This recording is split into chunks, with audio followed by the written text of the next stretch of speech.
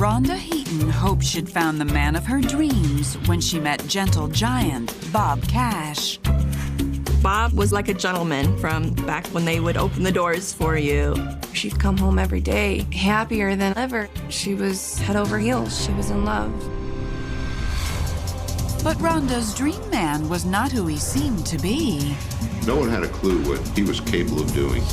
And before long, Rhonda's storybook romance became a tale of terror. Her clock was running out. She didn't know if her next breath would be her last one. It was terrifying. He would come in the room and say the same thing, "Are you dead yet?"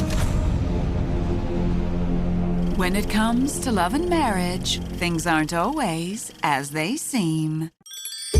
After 2 failed marriages, single mom Rhonda Heaton of Hayden, Colorado, was feeling a bit discouraged.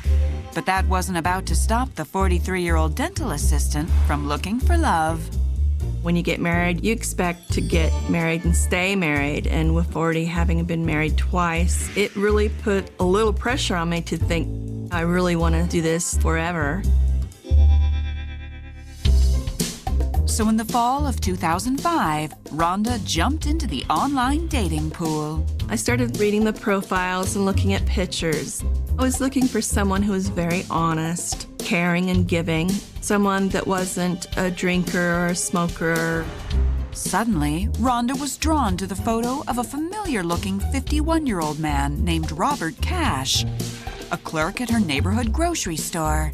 And I said, oh my gosh, I know who that is. I had seen him in the past and had noticed that he was always really bubbly at work. Never one to wait, Rhonda left her phone number at the store for Bob, and a couple of days later, the two were sitting down at a restaurant to enjoy their first date. He was just kind of old school and, like a gentleman from, back when they would open the doors for you. And at over 6 feet tall, Bob was just Rhonda's type. I've always been attracted to tall men, and so he was tall and, medium build. As the two opened up to each other, Rhonda noticed some fun coincidences. I had mentioned that I like motorcycles, and he had actually bought the motorcycle I was looking to purchase. And then I looked over at him, and we're both picking our tomatoes off of our sandwich exactly at the same time. Rhonda shared that she was twice divorced with 2 teenage daughters, as Bob explained why he was single with no children. He had told me that he was a caretaker for his mother. He was living in the same home where his mother had passed away the year before. I was a caregiver. I thought that was wonderful. Somebody that would devote their life to taking care of their parents. But the clincher for Rhonda was when Bob told her he didn't drink. Sorry about that. I was really glad to hear that.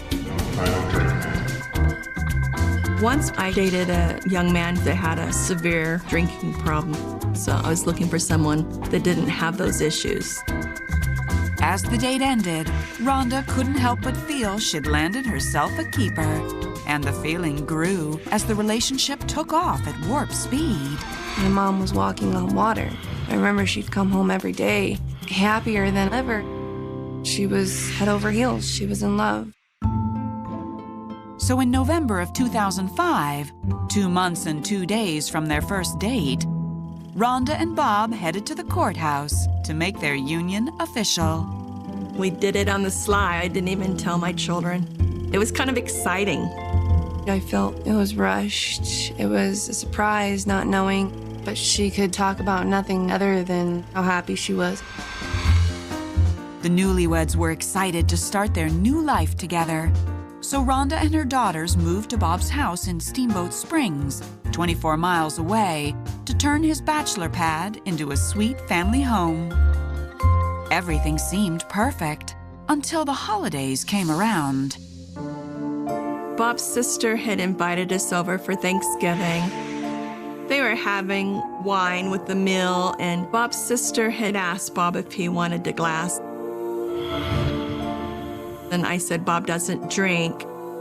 And there was a very dead calm in the room. I could feel the awkwardness in the air, and then it just kind of got left at that. But Rhonda couldn't shake the feeling that something strange was going on. I thought, what do they know that I don't know? And soon she would find out her new husband had some secrets. She was scared to go back to the house. Something didn't feel right. I was devastated. Things were spiraling out of control.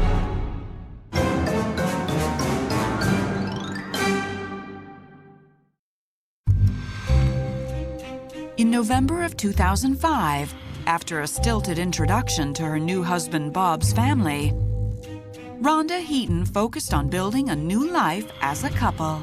I thought that this was the one, and you always hope that's the person you'll be with until you die. Thought that was what I had found. But just a few months into their marriage, Rhonda started to notice how her teetotaling husband had begun drinking. He started bringing beer into the home, which, normally is not cause for concern. However, I had made it clear I didn't want to be with someone that drank. When Rhonda asked him about it, Bob dismissed the occasional beer as just something to take the edge off a hard day at work. I didn't want to make a big thing out of it, and I kind of took it on initially as it was more my problem than his because I was not comfortable with it. But over the next few years, after Rhonda's daughters moved out on their own, Bob's drinking was getting out of control. I would drive the vehicle and look for my sunglasses and find alcohol hidden in the glove box. And when I asked him why he was hiding alcohol, he said, well, sometimes I have a bad day at work and I need a drink before I come home. It concerned me because drinking and driving is so dangerous. And Rhonda slowly watched her once loving husband become a belligerent bully. He was very complimentary in the beginning, and then he was saying how fat I was or comments that were rude. It just was so out of character from what I thought he was like. But the final nail in the coffin came in March of 2010. Bob lost his job at the grocery store. We were in the middle of a pretty significant recession in the United States, and it was difficult for Bob to get another job. So the loss of that income, however modest it was, has put a strain on their relationship. Now, Rhonda was the sole provider. He was sitting at home drinking, and each day that I would come home from work, he would be more and more drunk. He wasn't talking to me about what was happening. It did hurt me. But I was hoping that maybe if he could seek help and get better, that maybe we could work through it, and I didn't want to be divorced again. So Rhonda reached out to Bob's family for help. Little did she know just how eye-opening that would be. I called his sister and said, there's a problem. I'm not getting through to him. That is when I found out that he had problems with alcohol in his past. And she said he has always had a drinking problem. The family's awkward reaction at Thanksgiving now made sense to Rhonda. And it got worse. Rhonda was floored to learn that the story Bob had told her about taking care of his dying mother was a classic spin job. His sister did say that Bob wasn't actually taking care of his mother, that his mother was actually taking care of him. And now Rhonda was doing the same thing. Her huge-hearted husband was nothing more than a giant liar. I don't believe in lying whatsoever. This was not the man I thought I had married, and it was time to go ahead and get out of the relationship. So in April of 2010, after 4 years of marriage, Rhonda filed for divorce. I felt bad for my mom. It was another marriage, another relationship, another man who had let her down. And with Bob unemployed, Rhonda was unable to keep up with the mortgage payments on her own. So they had no choice but to put the house on the market. I didn't really have anywhere to go, and Bob said that he didn't have anywhere to go either, and neither of us had financial means to move out of the home. So we ended up having to stay in the house together. But in the weeks that followed, Rhonda's wise fiscal choice would cost her dearly when Bob decided to take matters into his own hands. Nobody really thought he would do what he did. He planned to do it step by step. And I said, oh my God, get the ambulance, get the police.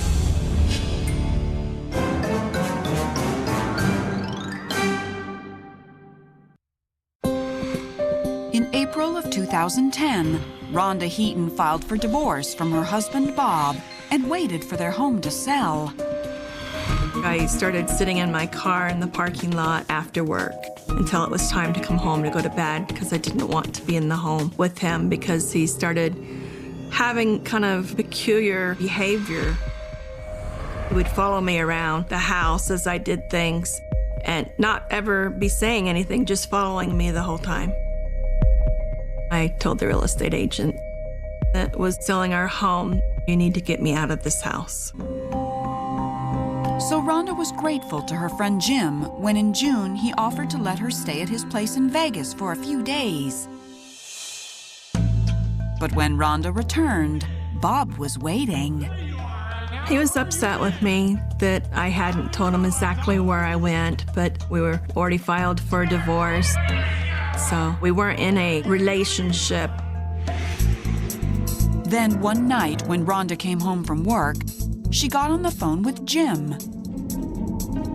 He was very concerned about me being in the home and thought it would be best if I didn't stay there, but I didn't have anywhere that I could go. Rhonda thanked her friend, then glanced up to see Bob standing there. Bob overheard me, and at the end of the phone call, I have a habit of saying I love you to my friends, and I think he mistook the way that I said it. A few hours later, Rhonda crawled into bed, emotionally drained and ready for a good night's sleep. But at 6:30 a.m., Rhonda awoke to a shocking situation. I heard the bedroom door open, and I could hear him walking into the room. And before I got a chance to ask him why he was in the room, I felt some type of impact. And I wasn't sure what was happening, because in my mind, I was thinking there's an intruder. And I said, Bob, what was that? His answer shook her to the core. A shot. And I said, oh my God, get the ambulance, get the police. And then he said, no. And I said, why? And he says, I want you to die. And that's when I realized what exactly had happened, that he had shot me in the back. I couldn't feel my hands at all. I couldn't feel from the knee down. He was pacing up and down in the room, and he was yelling and screaming at me.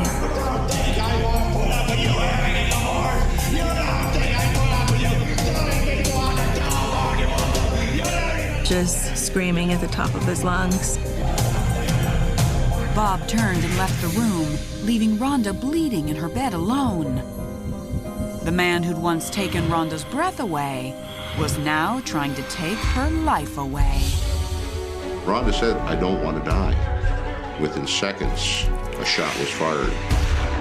And he says, there's no going back now. If you have a story for Who the Bleep and would like to appear on the series, go to investigation.discovery.com. On the morning of June 11th, 2010, Rhonda Heaton lay frozen in shock and fear after her husband Bob Cash shot her in the spine and left her to die. I laid there and tried to decide, what am I going to do? I wasn't able to move, and I was watching the clock. Suddenly, Bob returned. Bob was coming in the room every 20 to 30 minutes and say the same thing. Are you dead yet? Every time he came in the room, I held my breath. I just kept telling myself, dead people don't move. and dead people don't breathe. I had so many thoughts.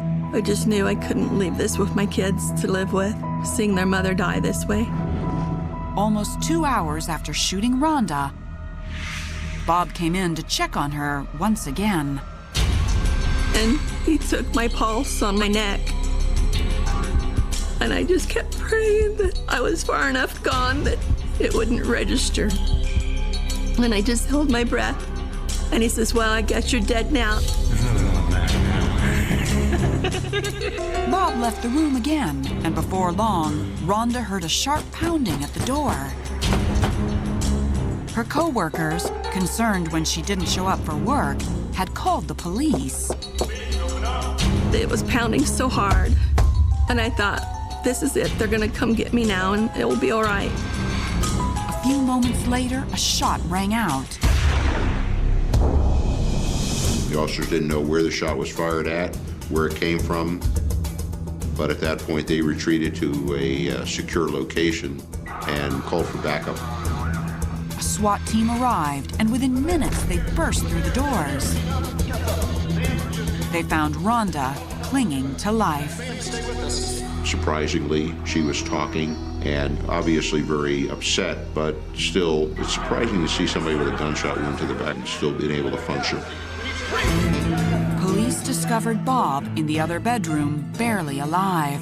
The gunshot they heard was Bob shooting himself. He had a very obvious gunshot wound to his chest, right over his heart. The gun was laying on the bed next to him, near his hand. Rhonda and Bob were taken to the nearest hospital. Inside the house, police discovered a series of notes Bob left, including one that began with, "Just lost it." And he goes on saying why he lost it, what he heard on the phone call. He heard Rhonda say, "I love you." He said, "I lost my house, I lost my wife, I lost my job, I lost everything. I don't want to start again." I guess that was his confession. Unbelievably, they both survived. And after painful surgery to remove the bullet near her spine, Rhonda walked out of the hospital just 3 weeks later. Her stubbornness is what kept her alive. It's what got her through. It's what saved her. Still, the road ahead was hard. Though Bob recovered from his self-inflicted wound, he left Rhonda permanently without sensation in her hands and feet.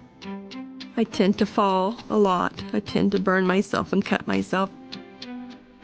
But the fact that I can't feel my daughter's hands and face anymore, that's the greatest loss. So Rhonda felt at least grim satisfaction when on January 9th, 2012, Bob was made to stand in front of a jury. Finally, Rhonda came face to face with the man who tried to take her life. It was terrifying. That was the first time since I had got shot that I was in the same room, and I didn't want to see him or hear his voice. When Bob took the stand, he surprised everyone by claiming the shooting was an accident. Bob testified that he was going to try and commit suicide in Rhonda's bedroom, but the gun accidentally went off inside the bedroom and it shot Rhonda. He kind of summed it up like, "I don't know how the gun went off, it just accidentally went off." But the jury didn't buy it. Bob was convicted of attempted first-degree murder, and in April 2012, he was sentenced to 38 long years in prison. He planned to do it step by step. Every action he took was planned. That is pure evil. Bob was very cruel and unfeeling. Didn't seem to bother him that he was killing someone. And I live every day remembering. I don't ever stop remembering it.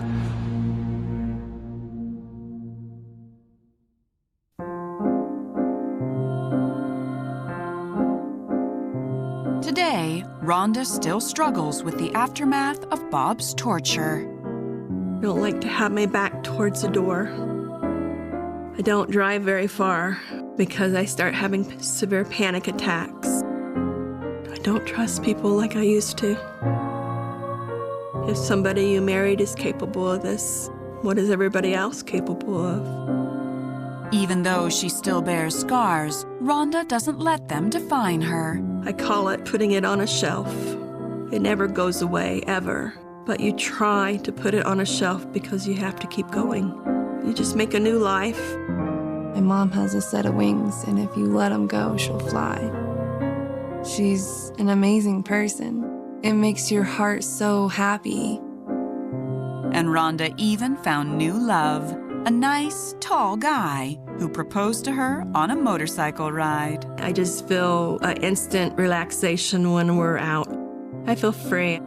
He makes me feel very safe and takes very good care of me. And so it's been a really good thing. I'm very happy.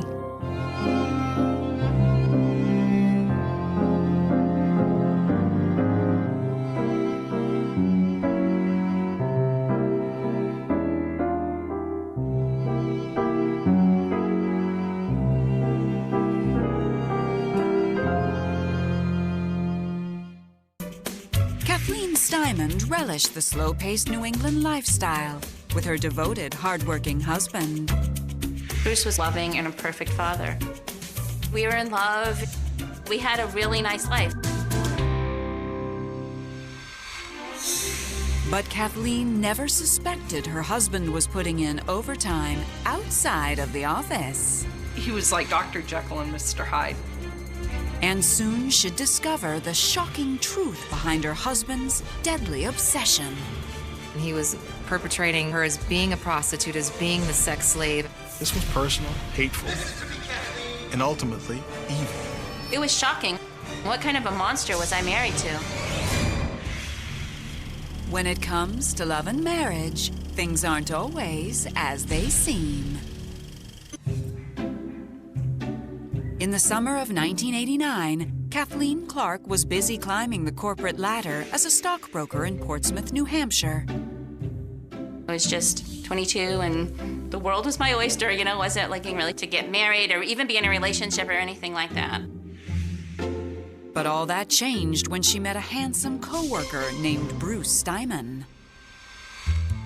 Bruce was very shy and quiet, just a polite, kind, easygoing person.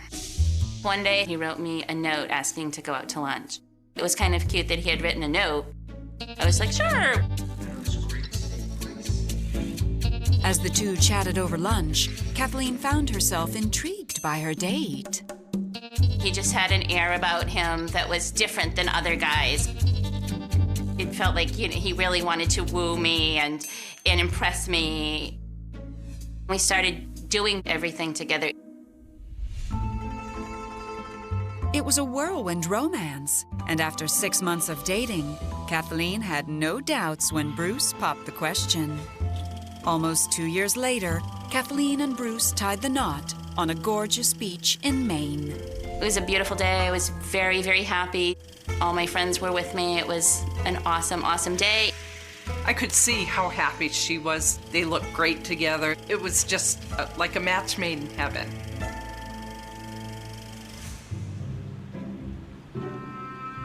The happy couple settled down in a tiny New Hampshire town just 40 miles outside of Boston. It was great. Bruce got a job that he liked in computer technology sales. I was thrilled with my new house. We had a really nice life. 5 years later, the two were overjoyed when they welcomed a son into the world. We were very happy. Bruce was an awesome, awesome dad. He loved having a son, and he was very helpful. They were always together. I definitely thought that they were the perfect American family.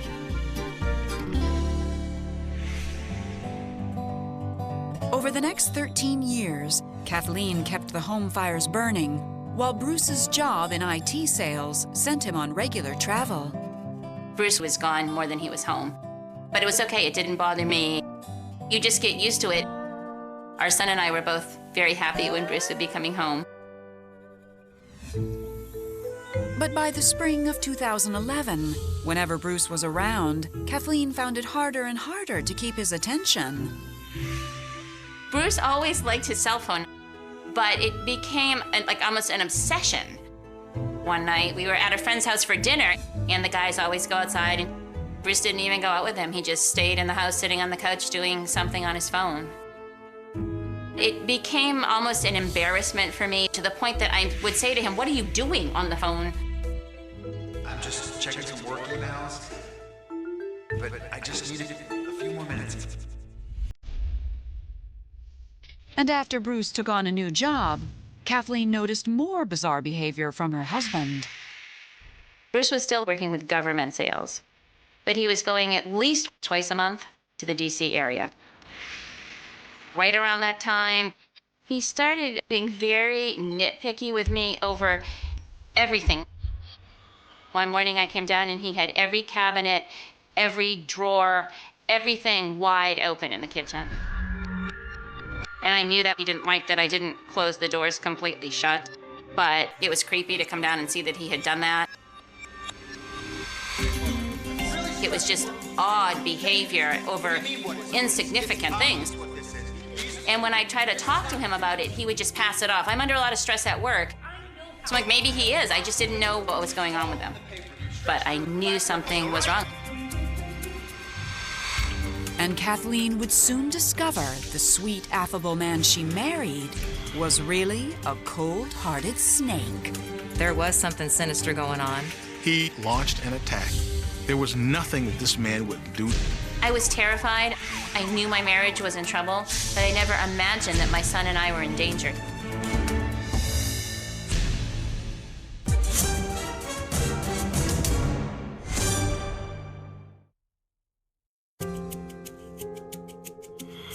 By the fall of 2011, Kathleen Steinman's happy 20-year marriage to her husband, Bruce, had taken a strange and disturbing turn. I really had no idea what was causing the change. He was constantly on the phone.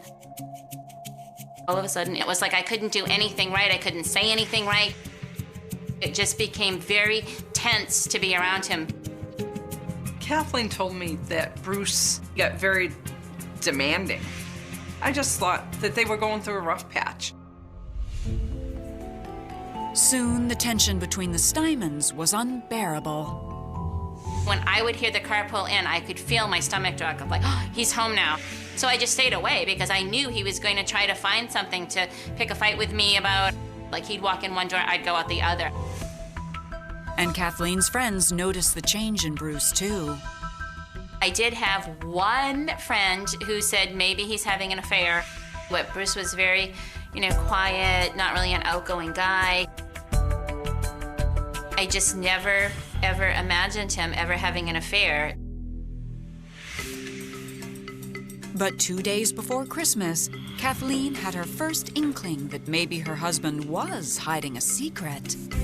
I was down in the kitchen and his phone happened to be on the counter.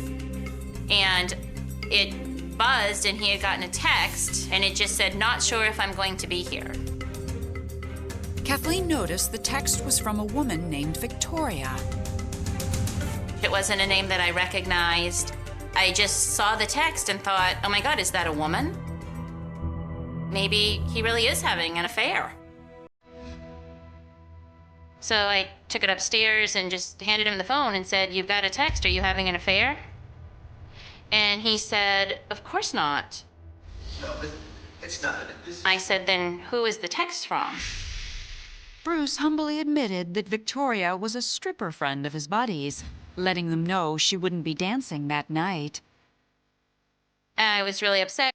And he looked into my eyes and told me he would never, ever cheat on me. He wouldn't put me through anything like that. I'm sorry. It was really bizarre. I didn't believe what he had told me. It made me more suspicious. But after the new year, her confidence was bolstered when the old Bruce seemed to be back.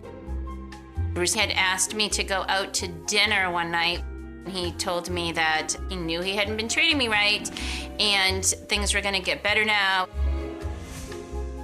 Something had changed. He seemed to be a little more back in tune with his family and family life again. So on June 15th, 2012, When Bruce made plans to visit his mother in Massachusetts for the day, Kathleen trusted him completely. Bruce had told me that he might be home late. I didn't sleep very well at all because I kept thinking he was coming in.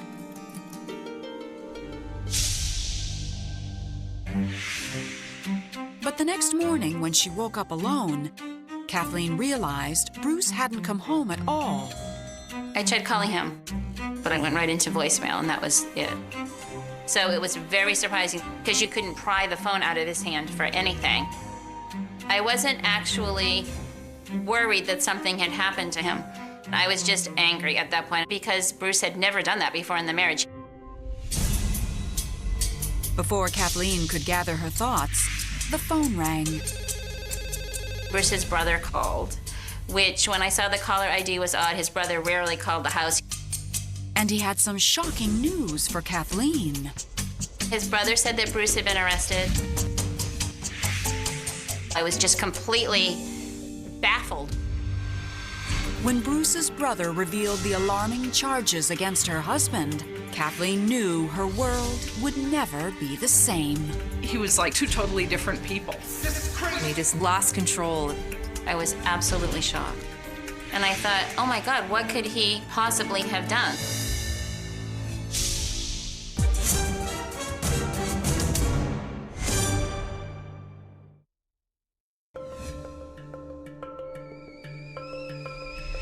On June 16, 2012, Kathleen Steinman was beside herself when her brother-in-law told her that her husband Bruce was sitting in an Arlington, Virginia jail cell. I thought, oh my God, what could he possibly have done? Bruce's brother told me that one of the charges was stalking, and the other one was unlawful filming of a nude person. So I knew that it involved another woman. All I could keep thinking was that he was having an affair. Kathleen barely had a moment to collect her thoughts before Bruce called on the other line. The first thing he said was, I'm in jail. and I said, you fell in love with another woman? And he said, of course not. I was tricked and duped. Of course not. I said, what did you do to this woman? Why did you do this?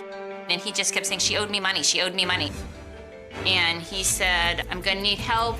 And then we got disconnected. Kathleen was left with nothing but a dial tone and a million questions. I was totally shocked. I had no idea what was happening. Desperate to learn more about her husband's case, Kathleen went searching the internet and made a shocking connection. I did see the woman's name connected to his name and recognized it. The woman Bruce had been charged with stalking was Victoria, the stripper who had texted him. And I clicked on her name, and that's when I found all these porn websites. I thought, oh my gosh, it wasn't just a woman that he knew or had been having an affair with, it was actually a prostitute. To actually see it and watch it, it was very traumatic. I was shocked. Bruce would be the last person in the world I would ever expect to do what he had done. I think Kathleen was blindsided. The following week, Kathleen accepted Bruce's call from jail, but it wasn't quite what she expected. He wanted money for bail. He said if you had been a better wife, this wouldn't have happened. He actually said, if you have an ounce of humanity, you'll help me. So he was just saying all the wrong things to me. Listen to me, Kathleen. After 21 years of marriage, Kathleen was done. He was not the guy I thought I married. Nothing seemed to matter anymore except what he needed. I was angry. Anything he did to me, he's also doing to his son. Kathleen told Bruce she wasn't bailing him out. She had something else in mind. I told him I wanted a divorce, and he didn't like that. I don't care what I've done. I don't care how I treated you.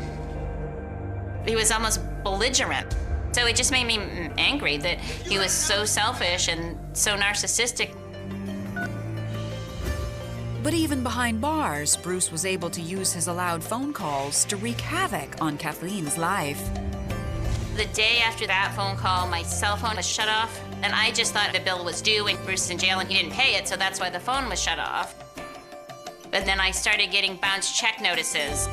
So I called the bank, and they said, oh, the money was transferred out.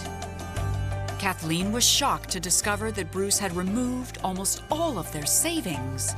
Bruce had called the bank. He left me $250. I was so angry and confused, but I thought he was in jail and I was safe. Then on July 3rd, Kathleen's cable and Wi-Fi went out too. I knew it was Bruce. He did that in one swift move. I was completely done with this man. But the following month, Kathleen received an unexpected visit from the local police department. They had come to the house because Bruce actually did make bail and was released from jail. Kathleen had no idea how, but the officers confirmed that Bruce was back in town and told her a little detail about his stalking charges. Bruce had sent his mistress a dead snake. That act in itself was a lethal act, so law enforcement was afraid that Bruce may come after Kathleen next. They suggested that I go and get a protective order immediately. I was terrified at that point. There was no telling where Bruce was, but Kathleen would discover everything her husband had done to his mistress and what he had in store for her. This was personal. He did everything he could to hurt her. Every night, I would barricade all the doors. I never thought he could be that vicious and vengeful.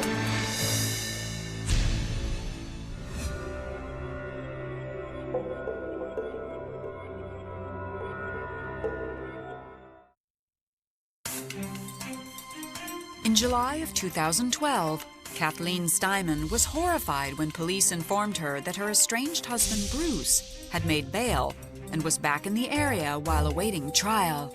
I was granted a temporary protective order, but I was terrified. And it seemed not even a protective order could put an end to Bruce's vengeful behavior. 2 weeks later, Kathleen and her son came home to something strange. Everything seemed fine. We were sort of settling in, and I went to get the laptop and my phone. And they were missing. I knew it was Bruce. It was scary knowing that Bruce had been in the house. I didn't know if he had been coming and going before. So I called the police. Things were escalating, so law enforcement came and they actually swept the house, sweeping it for monitoring devices. Investigators found nothing, but Kathleen's growing involvement with police meant she was finally finding out exactly how her husband landed in jail, and it made her skin crawl. Detectives told Kathleen that Bruce met Victoria on one of his business flights. At some point, the relationship went from a simple romance to a sexual relationship, when she told him that the relationship was over. He did everything he could to hurt her. He had in his mind to go after her however he could and inflict pain and revenge that he couldn't do in person. And he did so with a vengeance. It turned out Victoria was not a prostitute at all. The detective told me that Bruce created all those websites, making it look like she was a prostitute. Bruce Steinman secretly filmed her and him having sex, then used these images on porn sites that he created, advertising her for sex. Bruce included her employer's phone number, her boss's phone number, her home address. A whole slew of people were coming to this woman's door seeking sex. She was very frightened. That September, while Bruce was still awaiting trial, he set his sights on Kathleen. Bruce started terrorizing me using the laptop he stole from me. He kept changing the password so that I couldn't access my own emails. He would listen to my voicemails and then delete them. I didn't know what he might do. So Kathleen was thrilled when on November 9, 2012, she learned from the Arlington Police Department that Bruce was arrested outside of Victoria's apartment. One of the conditions for his release was he was to stay away from this woman. But he didn't want this. He was stalking her again.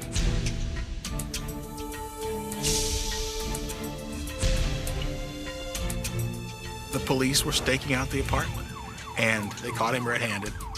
He had on him a knife, which he had been using to slash her tires. When I found out he was arrested again, I was like, thank God. I don't have to worry about that anymore. In December 2012, Bruce Steinman pled guilty to attempted extortion, 2 counts of stalking, and felony identity theft. He was sentenced to 7 years in jail.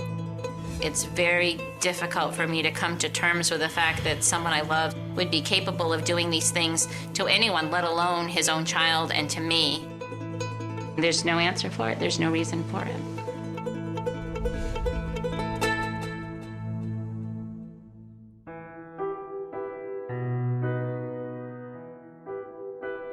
Today, Kathleen is thankful that the 2 years of terror are finally over. But she can't help wondering what changed in Bruce. Bruce isn't the same guy that I was married to. I don't know what's happened to him. He just doesn't exist anymore. This whole experience has been totally traumatic and unbelievable. I think Kathleen is going to be cautious. But I think definitely she's made midnight, slicing through the winter silence of Manhattan like a blade, a trembling voice on the other end whispering a single sentence that would echo through the city for decades. There's a girl lying in the snow, and she isn't moving. By the time the first patrol car screeched to a halt on the narrow side street near the East River, the wind had already begun to bury the scene, sweeping pale sheets of snow across the pavement, erasing footprints, swallowing clues, as if the city itself were trying to hide what had happened. Streetlights flickered overhead, their orange halos trembling in the storm, and beneath them lay the still form of a young woman, her coat half open, her dark hair plastered to her face, her eyes staring upward at a sky she would never see again. In that frozen moment, New York held its breath, unaware that it was standing at the edge of one of its most haunting mysteries, a cold case that would stretch across 36 years, through shifting skylines, changing generations, and a justice system slowly learning the limits of its own reach. Her name was Emily Carter. She was 22 years old, a senior at a small liberal arts college in upstate New York, back in the city for winter break, staying with her aunt in a cramped apartment in the Lower East Side. She had spent the evening at a crowded bar on Avenue A, laughing with friends, nursing cheap drinks, talking about graduate school and the future, about everything she planned to become. Just before 11, she stepped out into the snow, pulled her scarf tighter around her neck, and began the short walk home. She never made it. When detectives arrived, they found no wallet, no purse, no sign of a struggle. Just a single earring half buried in slush, a faint smear of blood near the curb, and the quiet certainty that someone, somewhere, had vanished into the storm. The first hours were chaos. Radios crackled. Yellow tape flapped violently in the wind. Officers stomped their feet to keep warm, scanning doorways, rooftops, alley shadows. Neighbors leaned out of windows, faces pale, breath fogging the glass. The city had seen violence before, but something about this scene felt different, unsettled, as if the cold itself had conspired with the killer. The medical examiner would later rule the cause of death as blunt force trauma to the head, likely delivered by a heavy object. There were no defensive wounds, no torn clothing, no obvious sexual assault. It was as if the attack had come from nowhere, swift, precise, and final. The killer had taken nothing except time, hope, and a future. By morning, the headlines screamed across newsstands. College student found dead in Lower East Side snow. Police hunt for suspect. Cable news trucks clogged the streets. Reporters pressed microphones into the faces of stunned neighbors. Emily's photograph, pulled from a family album, flashed across television screens. Bright eyes, crooked smile, a young woman caught forever in a moment of careless joy. Her parents drove through the night from Pennsylvania, arriving in the gray dawn to a city that had already begun to move on, while their world had stopped entirely. Detectives canvassed the area relentlessly. They knocked on every door within 6 blocks, interviewed bartenders, cab drivers, street vendors, anyone who might have seen a young woman walking alone in the snow. A bodega owner reported a man in a dark coat pacing near the corner around the time of the murder. A taxi driver claimed he had nearly hit someone running across Delancey Street minutes before midnight. A homeless man said he heard a scream swallowed by the wind. None of it led anywhere. No faces, no names, no usable descriptions. In 1987, surveillance cameras were rare, DNA analysis was in its infancy, and cell phones were the stuff of science fiction. The city was a labyrinth of shadows, and the killer had dissolved into it. Weeks turned into months. The case files grew thicker. Tips poured in, hundreds of them, each one a fragile thread that might unravel the truth. Detectives chased rumors of a serial attacker targeting young women, a disgruntled ex-boyfriend, a jealous rival, a random mugging gone wrong. They interviewed Emily's friends, her classmates, her professors. They mapped her final movements, reconstructing her last known steps with obsessive precision. But every lead collapsed under scrutiny. Witness statements contradicted each other. Physical evidence was almost non-existent. The snow that had blanketed the city that night had washed away what little trace remained. And then, gradually, the urgency faded. New crimes demanded attention. New victims filled the headlines. Emily Carter's name slipped from the front pages to the back and then disappeared entirely. Her case was assigned a number, filed in a metal cabinet, and labeled with 2 chilling words, "Cold Case." But for her family, the cold never thawed. Her mother slept with the hallway light on for years, unable to escape the image of her daughter alone in the dark. Her father drove to New York every anniversary of her death, standing silently at the corner where she was found, watching strangers hurry past, unaware of the ghost beneath their feet. Her aunt moved away, unable to bear the echo of Emily's footsteps in the apartment hallway. Life continued, but it did so around a wound that refused to close. The neighborhood changed. The Lower East Side of the late 80s, gritty and raw, slowly transformed into a patchwork of boutiques, coffee shops, and luxury apartments. The bar where Emily spent her last evening shut down, reopened, and shut down again under different names. Buildings were renovated, streets repaved, the city reinventing itself with relentless momentum. Yet beneath the layers of progress, the unanswered questions remained, pulsing quietly, waiting. Inside police headquarters, Emily's file gathered dust. Occasional reviews brought momentary flurries of activity, a new detective assigned, a fresh look at old evidence, a renewed round of interviews. Each time, hope flickered, and each time, it died. The case became a cautionary tale whispered to rookies, an example of how easily a crime could slip beyond the reach of justice. A life reduced to a box of paper and a fading photograph. Then, in the early 2000s, a technological revolution reshaped criminal investigation. DNA databases expanded. Forensic techniques sharpened. Cold cases across the country were reopened, their secrets coaxed from old evidence. Emily's file was pulled from storage once more. The single earring was tested. The trace blood smear was re-examined. Fibers from her coat were analyzed under powerful microscopes. But there was no DNA profile to match, no fingerprint to trace, no tangible link to a suspect. Once again, the trail went dark. Years passed. Detectives retired. Witnesses moved, forgot, or died. Memory itself became unreliable, warped by time and distance. The city that had once roared around Emily's death grew quiet about it, as if silence might erase the past. And yet, somewhere beyond the reach of police records and news archives, someone carried the truth. Someone who had seen something. Someone who had stayed silent. That silence would last for 36 years. In the summer of 2023, a letter arrived at the Manhattan District Attorney's office. It was handwritten, the ink uneven, the paper creased and worn, as though it had been folded and unfolded countless times. There was no return address. Inside, just 3 sentences. I saw what happened in 1987. I was too afraid to speak. I can't carry this anymore. At the bottom, a name that meant nothing to the current investigators, but everything to the ghosts of the past. The letter sent a tremor through the building. Prosecutors gathered. Cold case detectives were summoned from retirement. Emily's file was opened again, its pages yellowed, its edges frayed. The name in the letter matched no suspects, no witnesses, no informants in the original investigation. It was as if a stranger had stepped out of the void. Within hours, the search began, tracing postmarks, scanning public records, combing through decades-old databases.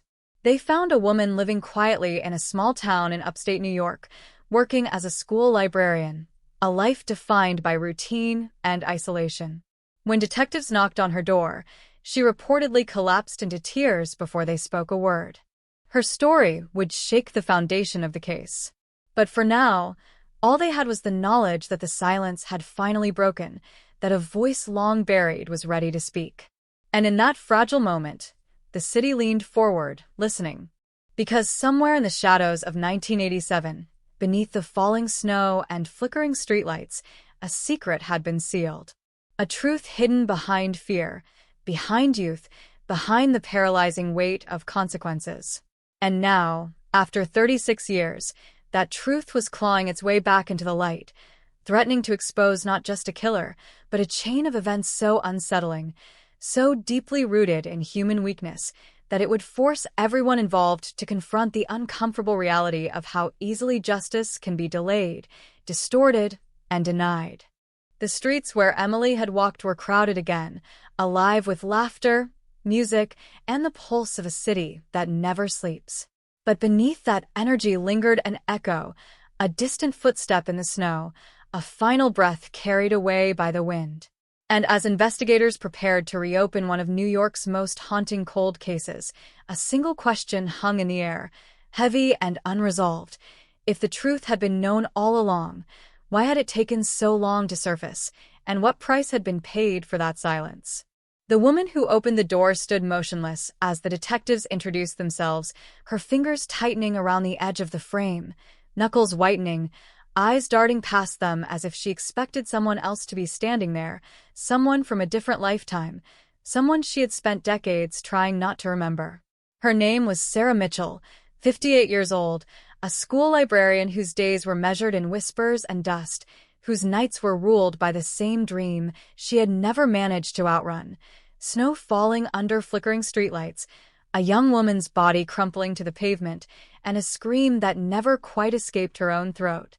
For 36 years she had carried that memory alone, sealed behind a smile, buried beneath routine, locked inside a silence, so complete that even she had begun to doubt it was real.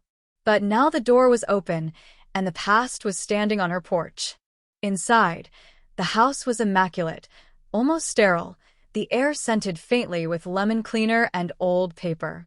Framed photographs lined the hallway, school graduations, library fundraisers, carefully staged moments of a life built on order and restraint.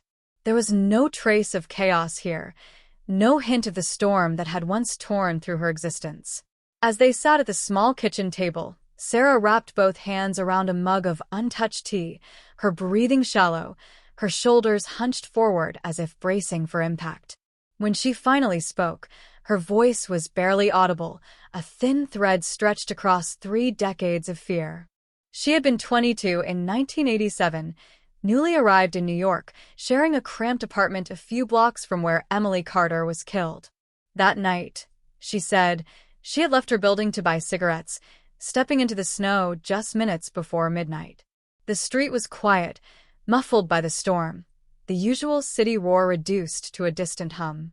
Halfway down the block, she noticed a man and a woman ahead of her, walking in the same direction. The woman matched Emily's description: dark hair, long coat, quick stride. The man trailed a few steps behind, his hands buried in his pockets, his head down. At first, it meant nothing. In New York, strangers walked together and apart constantly, fleeting constellations dissolving with every intersection. But then she heard the argument. It was low, urgent, the kind of exchange meant to stay private but sharpened by anger. The man's voice cut through the wind, harsh, insistent. The woman's reply was brief, dismissive. They stopped near the corner, beneath a streetlight that flickered erratically, bathing them in pulses of orange. Sarah slowed, instinctively, sensing something wrong but unwilling to admit it. From across the street, she watched as the man stepped closer, his posture rigid, his movement sharp. The woman tried to walk away. He grabbed her arm. She pulled back. The struggle lasted only seconds, but in those seconds, time stretched, every detail etching itself into Sarah's memory. The scrape of shoes on icy pavement, the soft thud of a dropped handbag, the flash of metal as the man swung his arm. She said she froze. Not out of indifference, but out of terror. The city had taught her caution, the unspoken rule that involvement could be dangerous, that looking away was sometimes the safest choice. When the woman fell, crumpling to the ground, Sarah's breath caught in her chest. The man stood over her for a heartbeat, then bent, rifled through her coat, and disappeared into the swirling snow. The entire encounter lasted less than a minute. By the time Sarah found the strength to move, the street was empty again, silent except for the wind. She did not call the police. She walked back to her apartment, locked the door, and sat on the edge of her bed until dawn, shaking. By morning, sirens had filled the air, and the news was already spreading. Emily Carter was dead. The girl from the streetlight had a name, a family, a future, and Sarah realized, with a sickening lurch, that she had been a witness. A real one. The kind every investigation needs. The kind who can tilt the scales of justice. And yet, she said nothing. Fear became her constant companion. Fear of retaliation, fear of being wrong, fear of stepping into a system she did not trust. She convinced herself that someone else must have seen it, that the police would find the man without her help, that her silence would not matter. Days passed, then weeks. Detectives canvassed the neighborhood, but by then, Sarah had already decided she would not speak. Each time she rehearsed the story in her head, her heart raced, her palms slick with sweat. Each time, she chose silence again. Years layered over that decision, hardening it. She moved away, changed jobs, built a life where the past had no obvious foothold. But the memory did not fade. It sharpened. Every snowfall returned her to that corner. Every flickering streetlight sent a jolt through her chest. She avoided news about cold cases, unable to bear the possibility of seeing Emily's face again. And yet, the guilt followed her like a shadow, whispering that she had failed in the most fundamental way, that her fear had cost a family their answers. When detectives asked why she finally came forward, she struggled to answer. There was no single moment, no dramatic catalyst. Just the slow accumulation of regret, the weight of years spent carrying a secret that had grown too heavy to hold. Retirement had left her with time, and time had reopened the wounds she thought were scarred. She began to write, at first in fragments, then in full sentences, the story spilling onto the page until she could no longer pretend it was buried. The letter was the last step, the final surrender. The details she provided were chillingly specific. The man, she said, was tall, broad-shouldered, wearing a dark wool coat and a knit cap pulled low. His face was partially obscured, but she remembered his eyes. Pale, intense, fixed with a focus that felt predatory. There was a scar along his jawline, a thin white line that caught the streetlight when he turned. He had moved with purpose, not panic, as if he knew exactly what he was doing. As she spoke, detectives sketched, notes accumulating, the past reassembling piece by piece. The implications were staggering. A witness had been there all along, standing across the street, watching the murder unfold, then disappearing into the anonymity of the city. For decades, investigators had chased phantoms, unaware that the truth had been just beyond their reach. Now, with Sarah's testimony, the case shifted violently, the long stagnant water of the investigation roiled by new currents. But memories are fragile things, shaped by time and emotion, vulnerable to distortion. Detectives knew they could not rely on a single account, no matter how detailed. They needed corroboration, physical evidence, something tangible to anchor her story. They returned to the original files, re-examining every report, every tip, every overlooked scrap of information.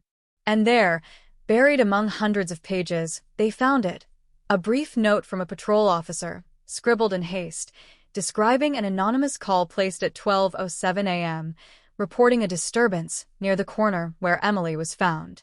The caller had hung up before giving a name. It was a slender thread, but it was enough. Phone records from 1987 were notoriously incomplete, but the discovery suggested that someone, perhaps Sarah herself, had tried to reach out, had hovered on the edge of action before retreating into fear. The past, it seemed, was not as silent as it once appeared. As investigators mapped Sarah's account onto the crime scene, patterns began to emerge. The struggle she described aligned with the medical examiner's findings. The dropped handbag explained the scattered personal items found near the body. The missing wallet, the quick search through Emily's coat, hinted at a motive that straddled the line between robbery and rage. And the scar, that small, precise detail, offered a new axis around which the entire case could turn.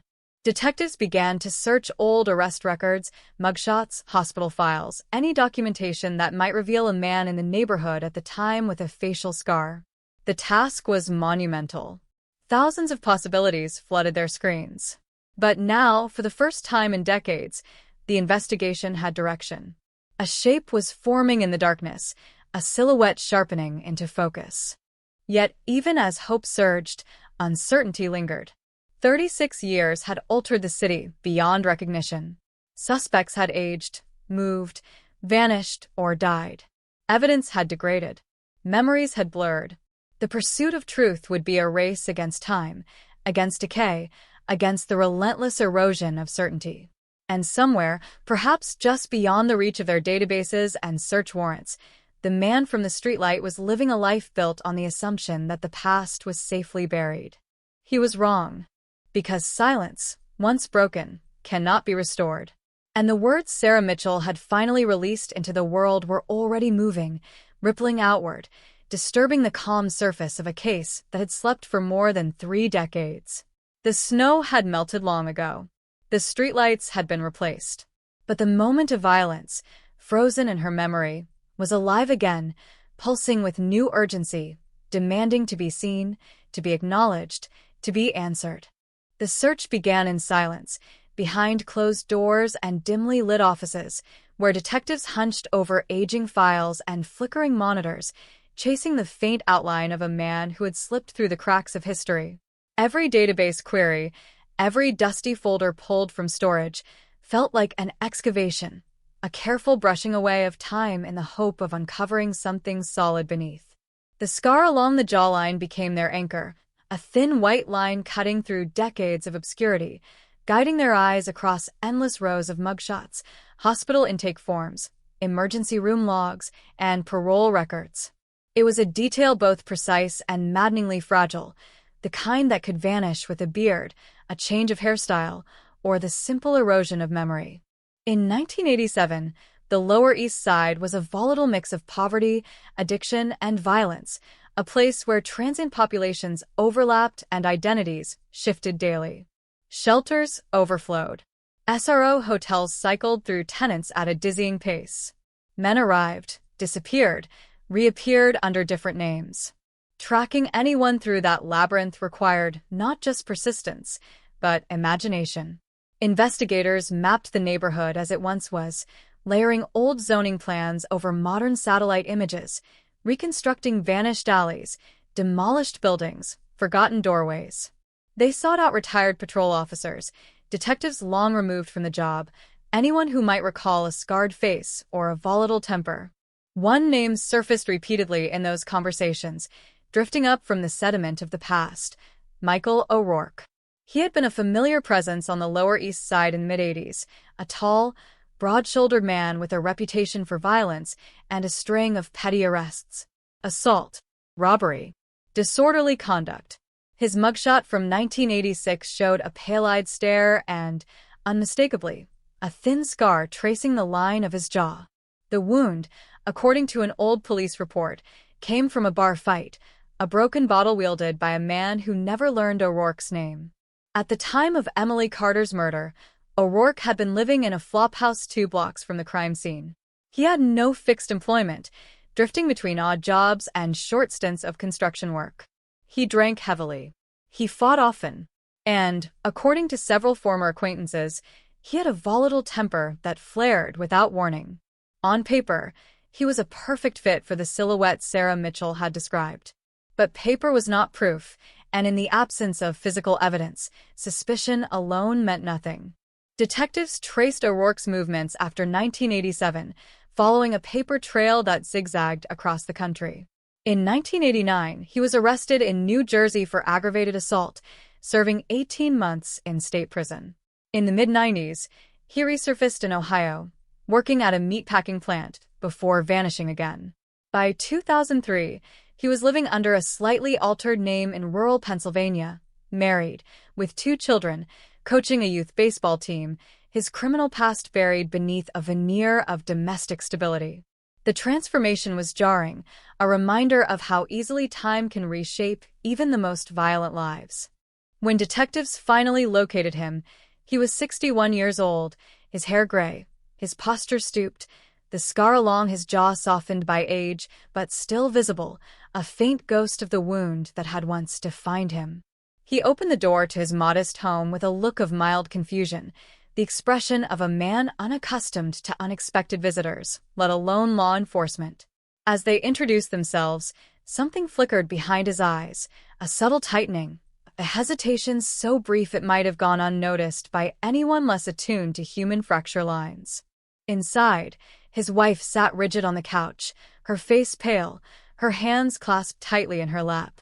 Family photographs crowded the walls, birthdays, graduations, fishing trips, a collage of ordinary happiness.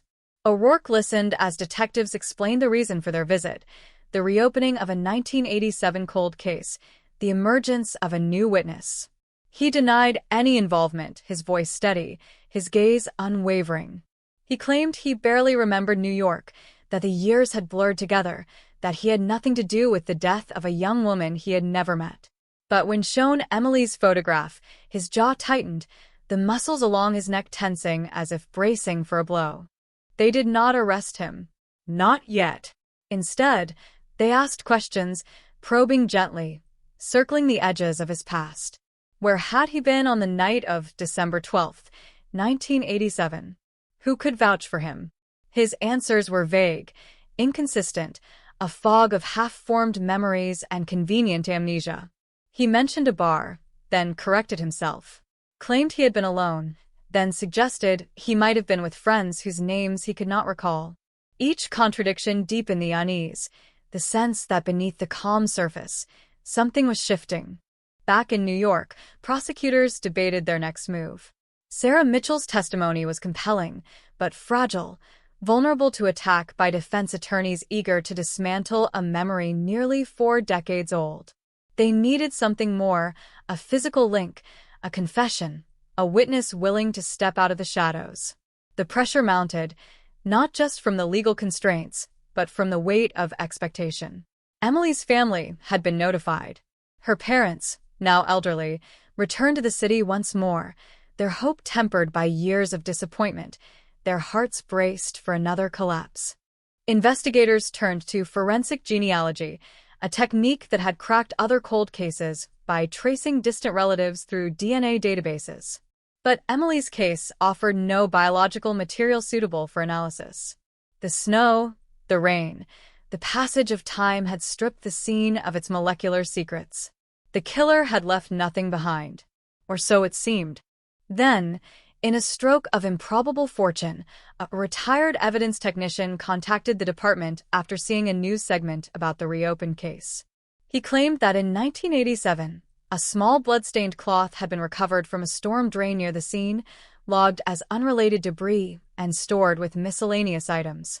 At the time, there had been no way to analyze it effectively, and it had been forgotten, buried in a warehouse of neglected artifacts. Within days, detectives retrieved the cloth, its fabric yellowed, its edges frayed, but the dark stains still faintly visible. Modern testing revealed a partial DNA profile. Not enough for a definitive match, but sufficient for comparison. When O'Rourke agreed to provide a sample, the results tightened the net. The genetic markers aligned. Not perfectly, not conclusively, but close enough to justify further action. The shadow that had hovered around his name solidified, thickening into something far more substantial. Confronted with the findings, O'Rourke's demeanor shifted. The easy denial gave way to agitation, his answers shorter, his movements restless. He demanded a lawyer. The interview ended, leaving behind a room heavy with unspoken tension. Outside, detectives exchanged grim looks. They were closer than they had ever been, but the distance to certainty remained agonizingly wide. Meanwhile, Sarah Mitchell prepared to step into a spotlight she had avoided her entire life. Prosecutors warned her of the scrutiny she would face, the relentless cross-examination, the skepticism directed at any witness who waited decades to speak. She listened, her expression calm, resolute. She had lived with doubt and fear for too long. Whatever awaited her now, she would face it. As the case gathered momentum, the city began to remember. Articles resurfaced. Old footage aired. Emily's face returned to screens, her name spoken again after years of silence. Strangers left flowers at the corner where she died. Candlelight vigils flickered in the winter dusk, their small flames trembling in the cold. For the first time in decades, the community allowed itself to hope. But hope is a fragile thing, easily shattered. And in the shadows of this renewed pursuit, unsettling questions lingered. Was Michael O'Rourke truly the man from the streetlight, or merely another convenient suspect shaped by the distortions of memory and time? Could a single witness, haunted by guilt, be trusted to carry the weight of justice? And if the truth finally emerged, would it bring closure, or only reopen wounds that had never fully healed? The answers waited, coiled tightly around the past, ready to strike. The indictment landed like a thunderclap, echoing across a city that had grown accustomed to unresolved endings. After 36 years of silence, hesitation, and procedural dead ends, the Manhattan District Attorney's Office announced its intention to charge Michael O'Rourke with the murder of Emily Carter. The press conference was brief, clinical, almost restrained, but the impact was seismic. Reporters surged forward, questions overlapping in a frantic chorus, cameras clicking, microphones thrust into the air, all chasing the same impossible notion that a ghost from 1987 had finally been given a name. O'Rourke was arrested at dawn. The knock on his door came before sunrise, a firm, deliberate sound that cut through the quiet of his suburban street. His wife awoke to the sight of uniformed officers filling their hallway, their presence transforming a familiar space into something alien and threatening. He did not resist. He dressed slowly, methodically, his movements deliberate, his expression unreadable. As he was led to the waiting patrol car, neighbors emerged onto their porches, drawn by flashing lights and whispered speculation, watching as a man they thought they knew disappeared into the machinery of justice. The arraignment took place that afternoon in a packed courtroom, the air thick with anticipation. Emily's parents sat in the front row, their hands clasped tightly together, their faces etched with a mixture of hope and dread. For decades, they had lived in the limbo of not knowing, their grief suspended between memory and uncertainty. Now, the possibility of answers hovered within reach, fragile and terrifying. Across the aisle, O'Rourke's family stared straight ahead, their expressions stunned, their reality collapsing under the weight of an accusation that rewrote their entire past. The prosecution laid out its case with careful precision. They spoke of a witness who had finally come forward, of a scar that matched a decades-old description, of a partial DNA profile recovered from forgotten evidence. They painted a picture of a volatile man with a history of violence, present at the scene, capable of sudden, lethal aggression. The defense countered with predictable force, attacking the reliability of a memory shaped by 36 years of regret, questioning the integrity of evidence stored for decades, casting doubt on every link in the chain. The judge listened impassively, his expression giving nothing away, before setting a trial date that would stretch months into the future. In the weeks that followed, the case became a media storm. Talk shows dissected every detail. True crime podcasts devoted entire series to the investigation. Armchair detectives flooded online forums with theories, timelines, and speculative reconstructions. Some hailed Sarah Mitchell as a hero, a woman who had finally summoned the courage to confront her fear. Others condemned her, accusing her of complicity through silence, arguing that her delay had denied Emily's family decades of peace. The debate was relentless, merciless, reminder of how quickly empathy could give way to judgment. Sarah herself retreated from public view, her quiet life dismantled by attention she had never sought. Reporters camped outside her home. Strangers sent letters, some offering support, others dripping with accusation. She stopped answering the phone. She avoided the grocery store, the library, any place where curious eyes might linger. At night, she lay awake, replaying the scene in her mind, questioning every detail, every decision, wondering whether the truth she carried was solid enough to withstand the coming storm. The prosecution prepared meticulously, reconstructing the night of December 12, 1987, minute by minute. They built a timeline that traced Emily's final hours, from the warmth of the crowded bar to the bitter cold of the street where she died. They mapped the route she likely took, overlaid with Sarah's recollections, the flickering streetlight marking the precise point of confrontation. They compiled O'Rourke's arrest history, his proximity to the scene, his inconsistent statements. Each element was a thread, and together they wove a narrative designed to withstand relentless scrutiny. Yet beneath the surface confidence, unease persisted. The partial DNA profile, while suggestive, was not definitive. The bloodstained cloth could have been transferred, contaminated, misidentified. Memories, especially traumatic ones, are notoriously unreliable, shaped by time, suggestion, and emotion. The defense seized on these vulnerabilities, preparing a strategy that aimed not to prove O'Rourke's innocence, but to undermine the certainty of his guilt. In criminal court, doubt is a weapon, and they intended to wield it with precision. As the trial approached, a new detail emerged, threatening to destabilize the careful balance of the case.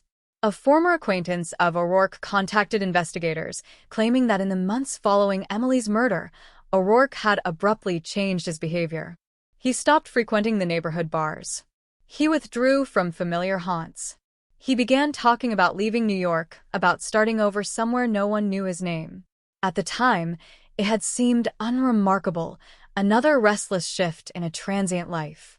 Now, in hindsight, it suggested flight, a subconscious attempt to outrun a moment he could not erase.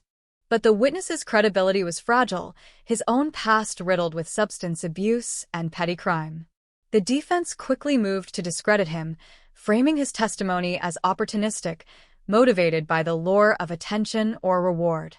The courtroom became a battleground of narratives, each side constructing a reality designed to persuade, to overwhelm, to endure. When the trial finally began, the city leaned in. Every seat in the gallery was filled. Reporters lined the walls. Cameras crowded the courthouse steps. Inside, the atmosphere was electric, a charged stillness punctuated by the shuffle of papers and the muted coughs of nervous spectators. The jury, a cross-section of New York life, filed into their seats, their faces solemn, aware of the gravity of the task before them. The prosecution opened with Sarah's story. They described a young woman stepping into the snow for cigarettes, an ordinary errand transformed into a lifelong burden. They spoke of fear, of paralysis, of a city that teaches its inhabitants to look away. They asked the jurors to imagine carrying such a secret for 36 years, to feel the weight of that silence, the relentless pull of regret. When Sarah took the stand, her hands trembled, her voice wavered, but her words remained steady, each sentence etched with the clarity of memory and pain. She recounted the night in painstaking detail, her gaze fixed on a point just beyond the jury, as if the scene were unfolding before her again. She described the argument, the sudden violence, the flash of metal, the woman falling. She described the man's eyes, the scar, the way he vanished into the storm. The courtroom was silent, the air thick with tension, every breath measured. When she finished, she closed her eyes briefly, as if sealing the memory away once more. Cross-examination was relentless. The defense pressed her on every inconsistency, every gap, every uncertainty. They questioned her delay, her fear, her reliability.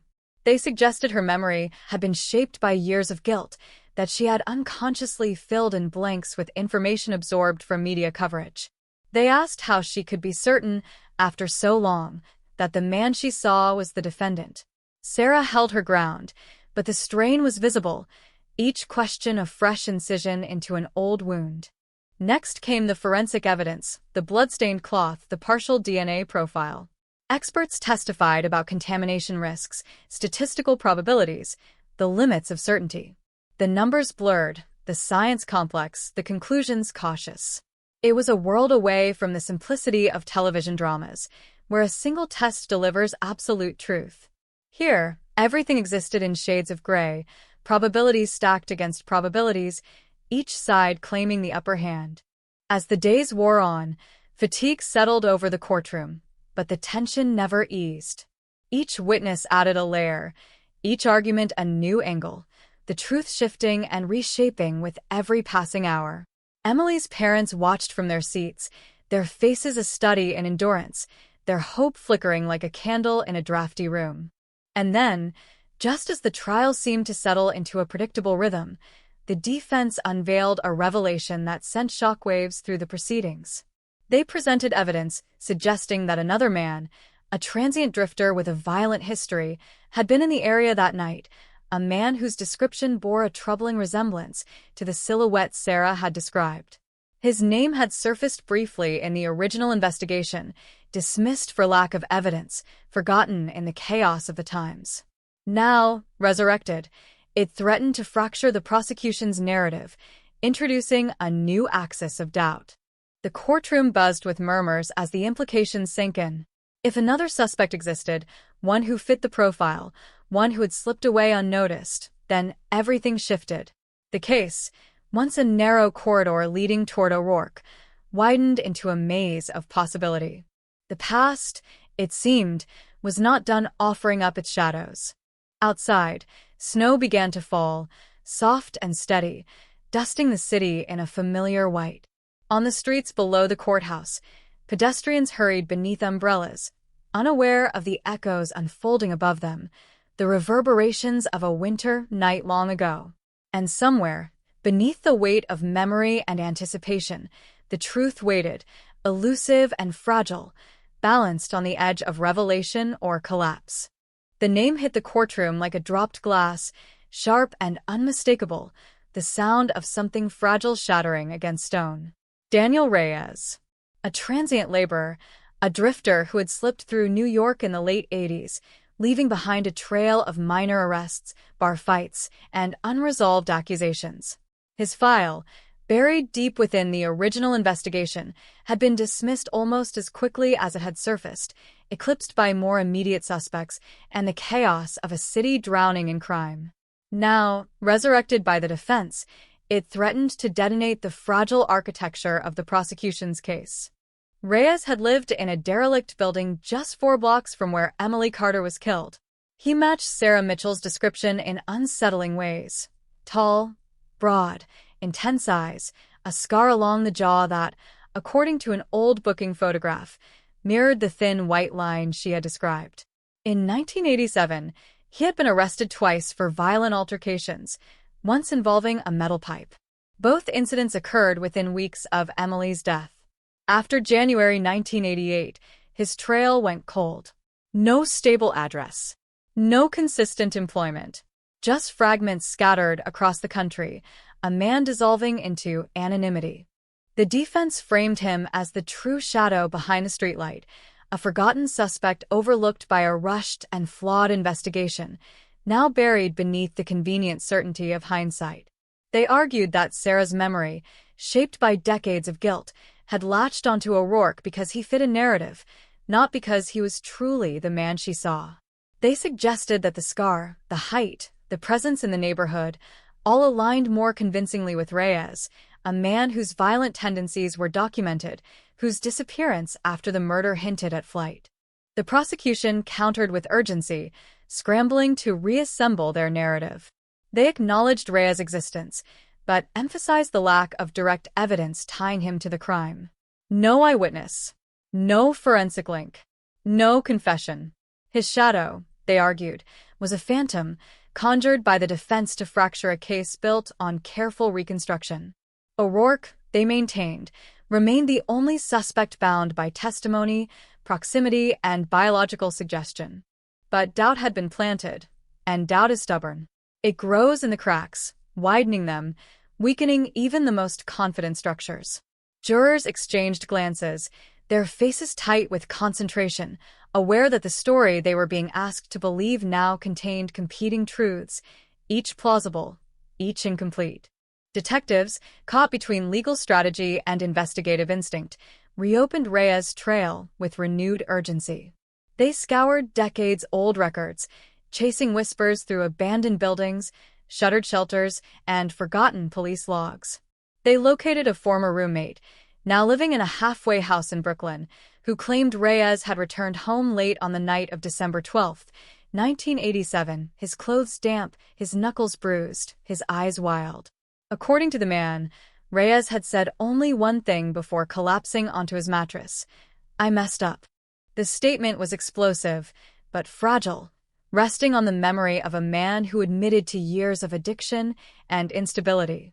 Still, it was enough to warrant pursuit. Investigators tracked Reyes' movements beyond New York, piecing together a fragmented timeline that carried them through Pennsylvania, West Virginia, and into the industrial towns of Ohio. In a rusted filing cabinet in a county courthouse, they uncovered an arrest report from 1991. Reyes, detained for assault after a bar fight, his jaw scar visible in the booking photo, his eyes fixed with the same predatory intensity Sarah had described. The resemblance to her composite sketch was uncanny. But Reyes was gone. He had died in 2009, a victim of a hit-and-run accident on a desolate stretch of highway outside Toledo. No family claimed his body. No obituary marked his passing. He vanished as he had lived, leaving behind only questions.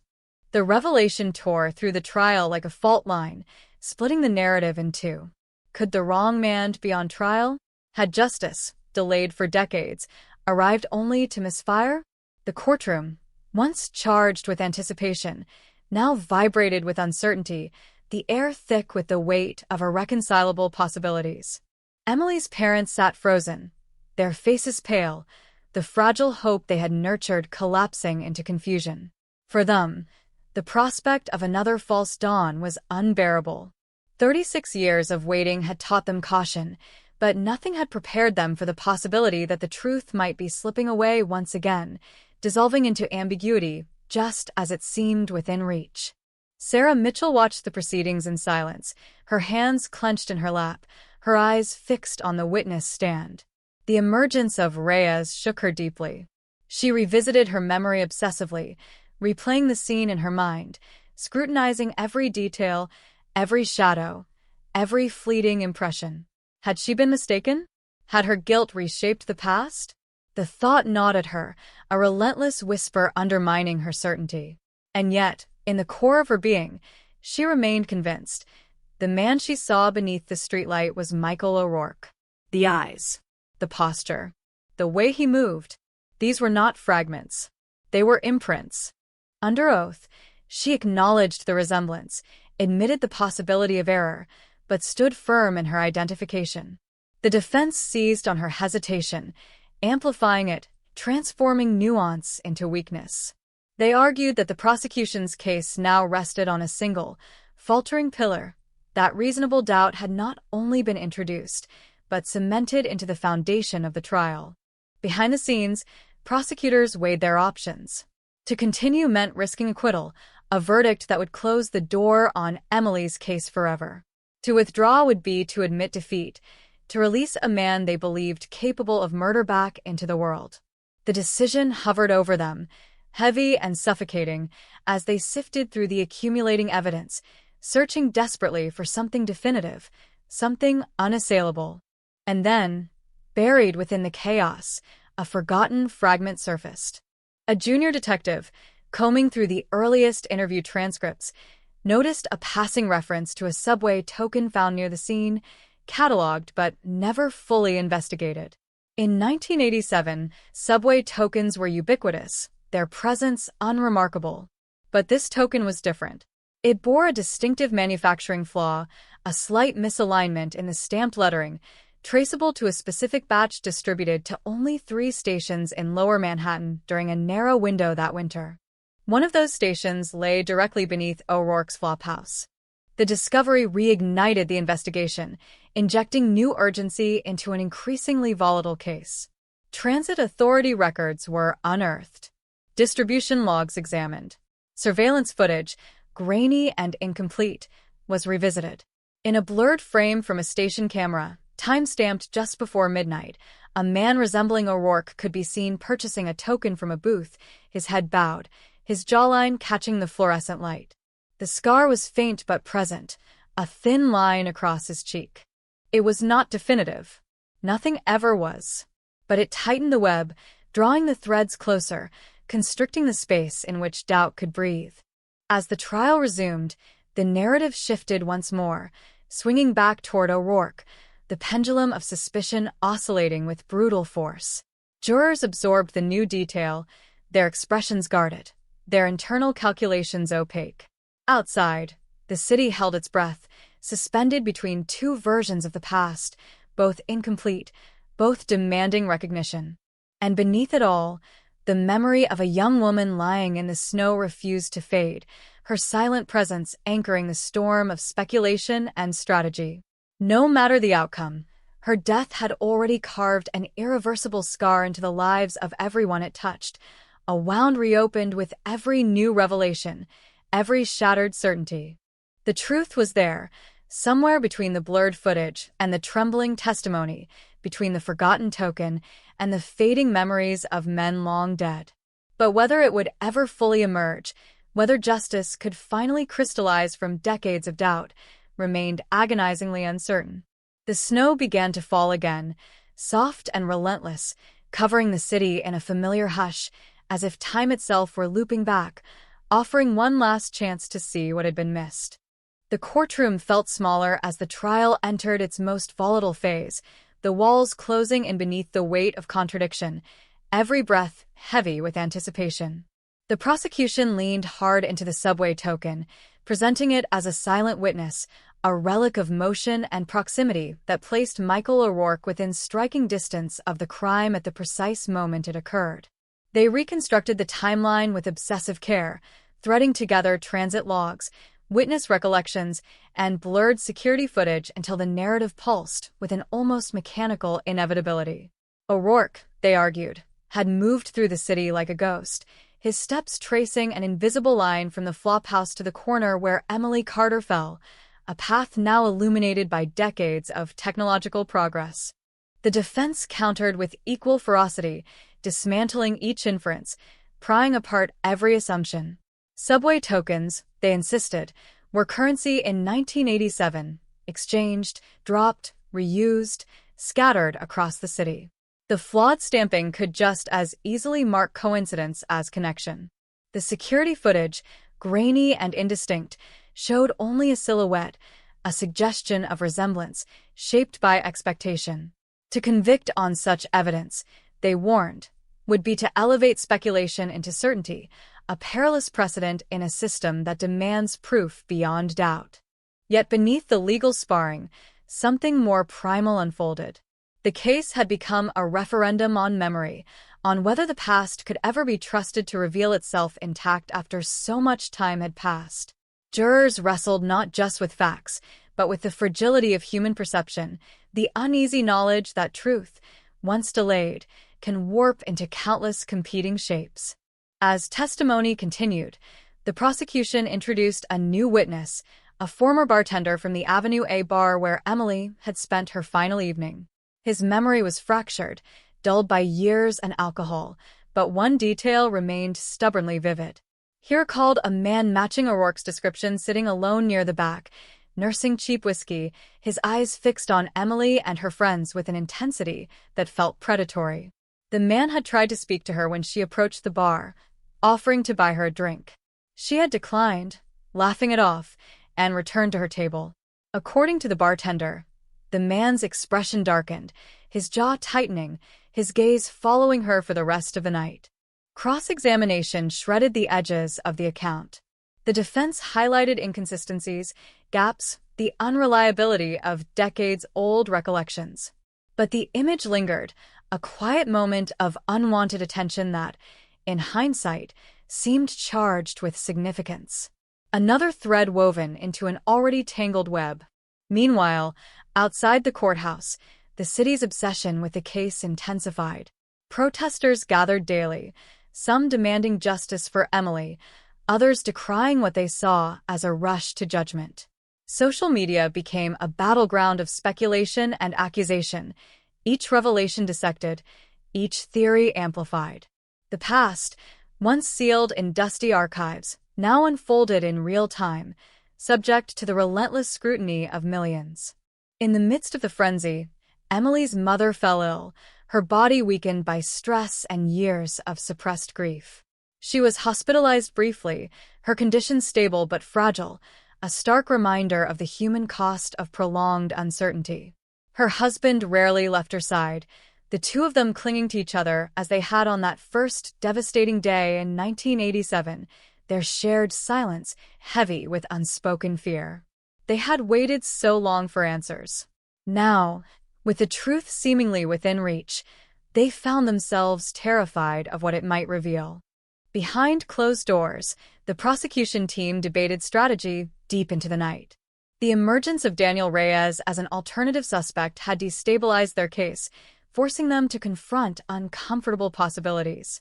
Could two men, both violent, both present in the neighborhood, have crossed paths with Emily that night? Was it possible that a confrontation spiraled out of control, drawing in more than one participant? Theories multiplied, each more complex than the last, yet none offered the clean resolution the court demanded. Then, an unexpected development pierced the fog of uncertainty. In a small town outside Harrisburg, Pennsylvania, a retired factory worker named Thomas Keller contacted investigators after recognizing O'Rourke's face on the news. Keller claimed that in the winter of 1987, he had shared a brief stint of employment with O'Rourke at a construction site in Brooklyn. One night, after too many drinks, O'Rourke had allegedly confided in him, his words slurred but unmistakable. He spoke of a girl who wouldn't listen, of anger that flared too fast, of a mistake he could never take back. Keller admitted he had dismissed it as drunken bravado at the time, but the memory had resurfaced with haunting clarity when he saw the arrest. The confession was vague, unspecific, but its emotional weight was undeniable. Prosecutors seized on it, presenting Keller's testimony as a glimpse into O'Rourke's conscience, a rare fracture in a facade of denial. The defense responded by attacking Keller's credibility, pointing to his own criminal record, his financial struggles, suggesting his motives were tainted by the promise of reward or notoriety. The jury listened, impassive, absorbing yet another layer of complexity. As the trial edged toward its conclusion, exhaustion settled over everyone involved. Weeks of testimony had blurred into a relentless procession of faces, facts, and feelings. Jurors retreated each evening into their private lives, carrying the case with them, its unresolved tension intruding on their sleep, their conversations, their sense of certainty. The burden of decision loomed, heavy and inescapable. Closing arguments arrived like the final movement of a symphony, each side striving to leave an indelible impression.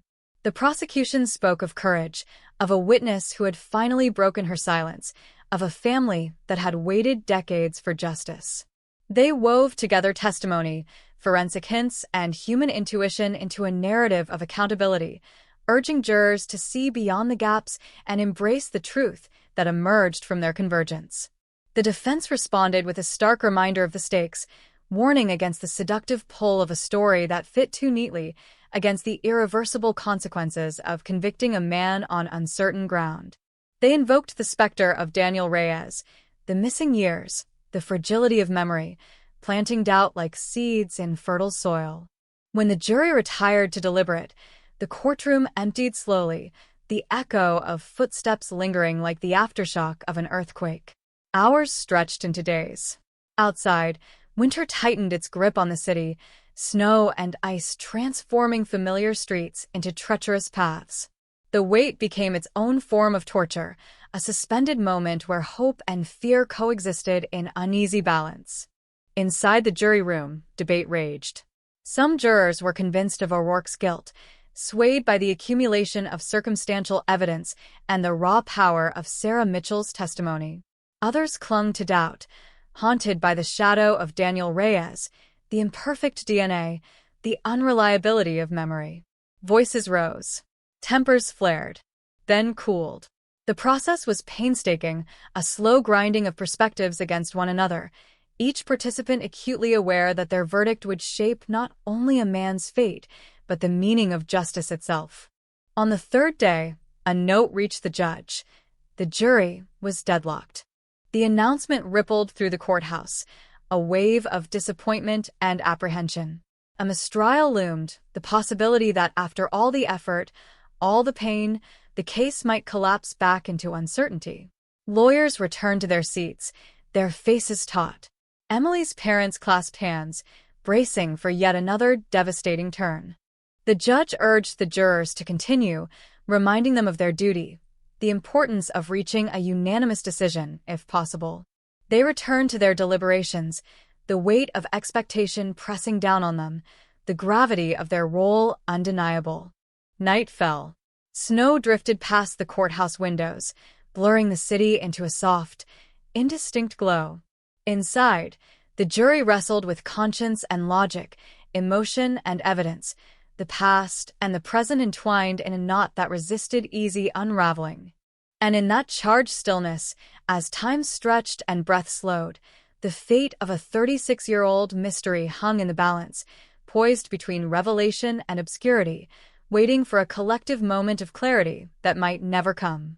The verdict arrived in the muted hush of early morning, carried into the courtroom by 12 exhausted faces that bore the unmistakable imprint of nights without sleep and days without certainty.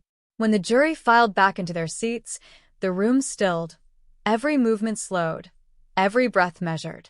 Emily Carter's parents leaned forward, their fingers intertwined so tightly their knuckles blanched. Michael O'Rourke sat rigid beside his attorney, his gaze fixed on the polished wood of the defense table, as if looking up might fracture whatever fragile composure he had left. The foreperson's voice wavered slightly as the verdict was read. Not guilty. The words landed without drama, no sudden gasp, no audible reaction, just a heavy silence that pressed against the walls. For a heartbeat, no one moved. Then, slowly, the air shifted.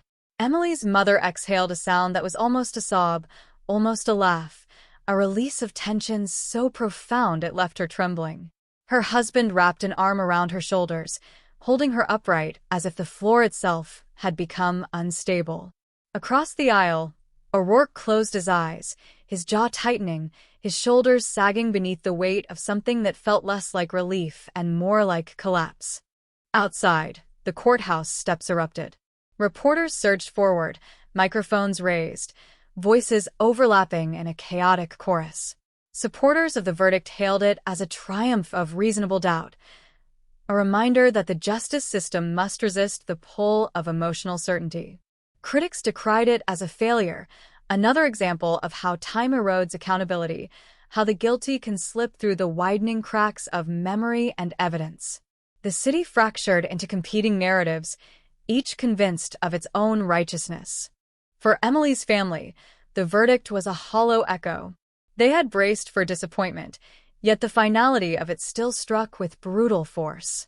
3 decades of waiting had led them not to closure, but to another door slammed shut. The truth, whatever it was, remained elusive, receding once more into the shadows. They left the courtroom in silence, their grief now compounded by the knowledge that the world might never know what had truly happened on that frozen street. Sarah Mitchell watched from the back row, her face pale, her hands clasped tightly in her lap. The acquittal cut deeply, not because she sought punishment, but because it reopened every doubt she had ever harbored. Had she failed again?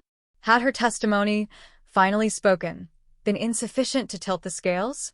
The questions spiraled, relentless and unforgiving, each one a reminder that courage does not guarantee resolution. As she slipped out of the courthouse, unnoticed amid the chaos, the weight of her memory felt heavier than ever. The case was officially closed. Without a conviction, without new evidence, there would be no further prosecution. Michael O'Rourke returned to Pennsylvania, his life irrevocably altered, his reputation indelibly scarred. Though legally exonerated, he carried the invisible burden of accusation, the quiet suspicion that would follow him into every interaction, every job application, every attempt at normalcy. In small towns, memory is long, and rumors travel faster than truth. Yet the verdict did not still the questions. Instead, it amplified them, casting a harsh light on the unresolved contradictions at the heart of the case. If not O'Rourke, then who? Daniel Reyes, long dead, lingered like a specter, his shadow stretching across the narrative, his silence unbreakable. The possibility of a third, unknown assailant whispered at the edges, a reminder that even the most exhaustive investigations can miss what they cannot imagine.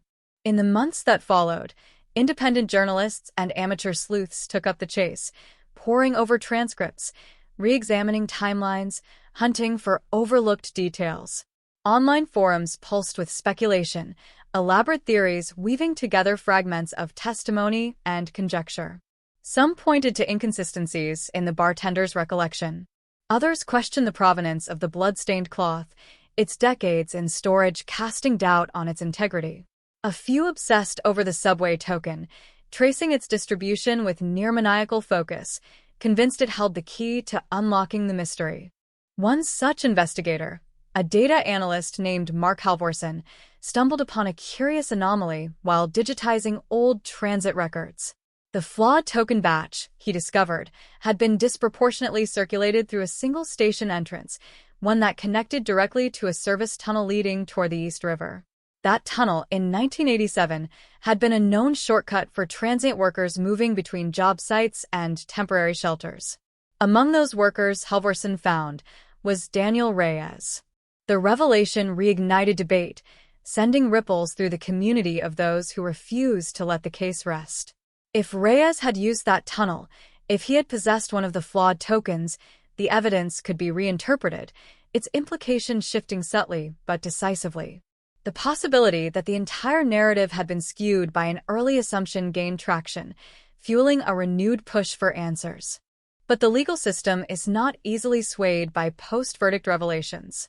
Without new, concrete evidence, the case remained closed, its official conclusion etched into the record. The pursuit of truth migrated to the margins, driven by those unwilling to accept ambiguity, their efforts sustained by equal parts obsession and empathy. For Sarah, life became an exercise in endurance. She returned to her quiet routines, but the trial had stripped away the insulation of anonymity. Strangers recognized her, whispered, pointed. Some offered thanks. Others offered blame. Each encounter reopened the wound, forcing her to relive the night she had tried so desperately to forget. She considered moving again, fleeing to another town, another identity, but the impulse felt futile. The past, she understood now, is not bound by geography. Emily's parents retreated from public view, their world narrowing to the confines of their home, their days punctuated by memories and small rituals of remembrance. They established a scholarship in their daughter's name, channeling their grief into opportunity for others, a quiet rebellion against the randomness of loss. Yet even in moments of generosity, the unanswered questions hovered, an uninvited presence at every gathering, every anniversary. Years passed. The headlines faded. The city, relentless in its forward momentum, absorbed the case into its vast archive of unresolved stories. New tragedies commanded attention. New mysteries unfolded. Emily Carter's name slipped once more into the background, resurfacing only in specialized corners of the internet, in whispered conversations among those who could not let go. And then, on a cold morning nearly 4 decades after the murder, a discovery threatened to unravel the fragile calm that had settled over the case. During the demolition of an abandoned building slated for redevelopment, construction workers uncovered a concealed crawlspace beneath a collapsed stairwell. Inside, wrapped in layers of decaying fabric, lay a small collection of personal items, a rusted knife, a knit cap stiff with age, and a wallet bearing the faint imprint of a young woman's photograph. The name embossed on the leather, though barely legible, was unmistakable. Emily Carter. The site stood just 2 blocks from where Daniel Reyes had lived in 1987. The revelations surged through the city, reigniting a firestorm of speculation. Forensic teams descended on the scene, their careful movements a stark contrast to the frantic energy that surrounded them. The knife was sent for testing, its blade pitted with corrosion but still capable of yielding microscopic traces. The knit cap, though degraded, offered the tantalizing possibility of DNA. The wallet, long separated from the body, reintroduced a crucial piece of the puzzle, its absence from the original scene now taking on new significance. If the items belonged to the killer, their placement suggested intent, a deliberate act of concealment, a choice to hide the evidence in a space intimately connected to Reyes' former residence. The implications were staggering. A dead suspect, a closed case, and suddenly, the specter of posthumous truth loomed large. As investigators reopened their files, the familiar rhythm of pursuit resumed, a haunting echo of earlier efforts.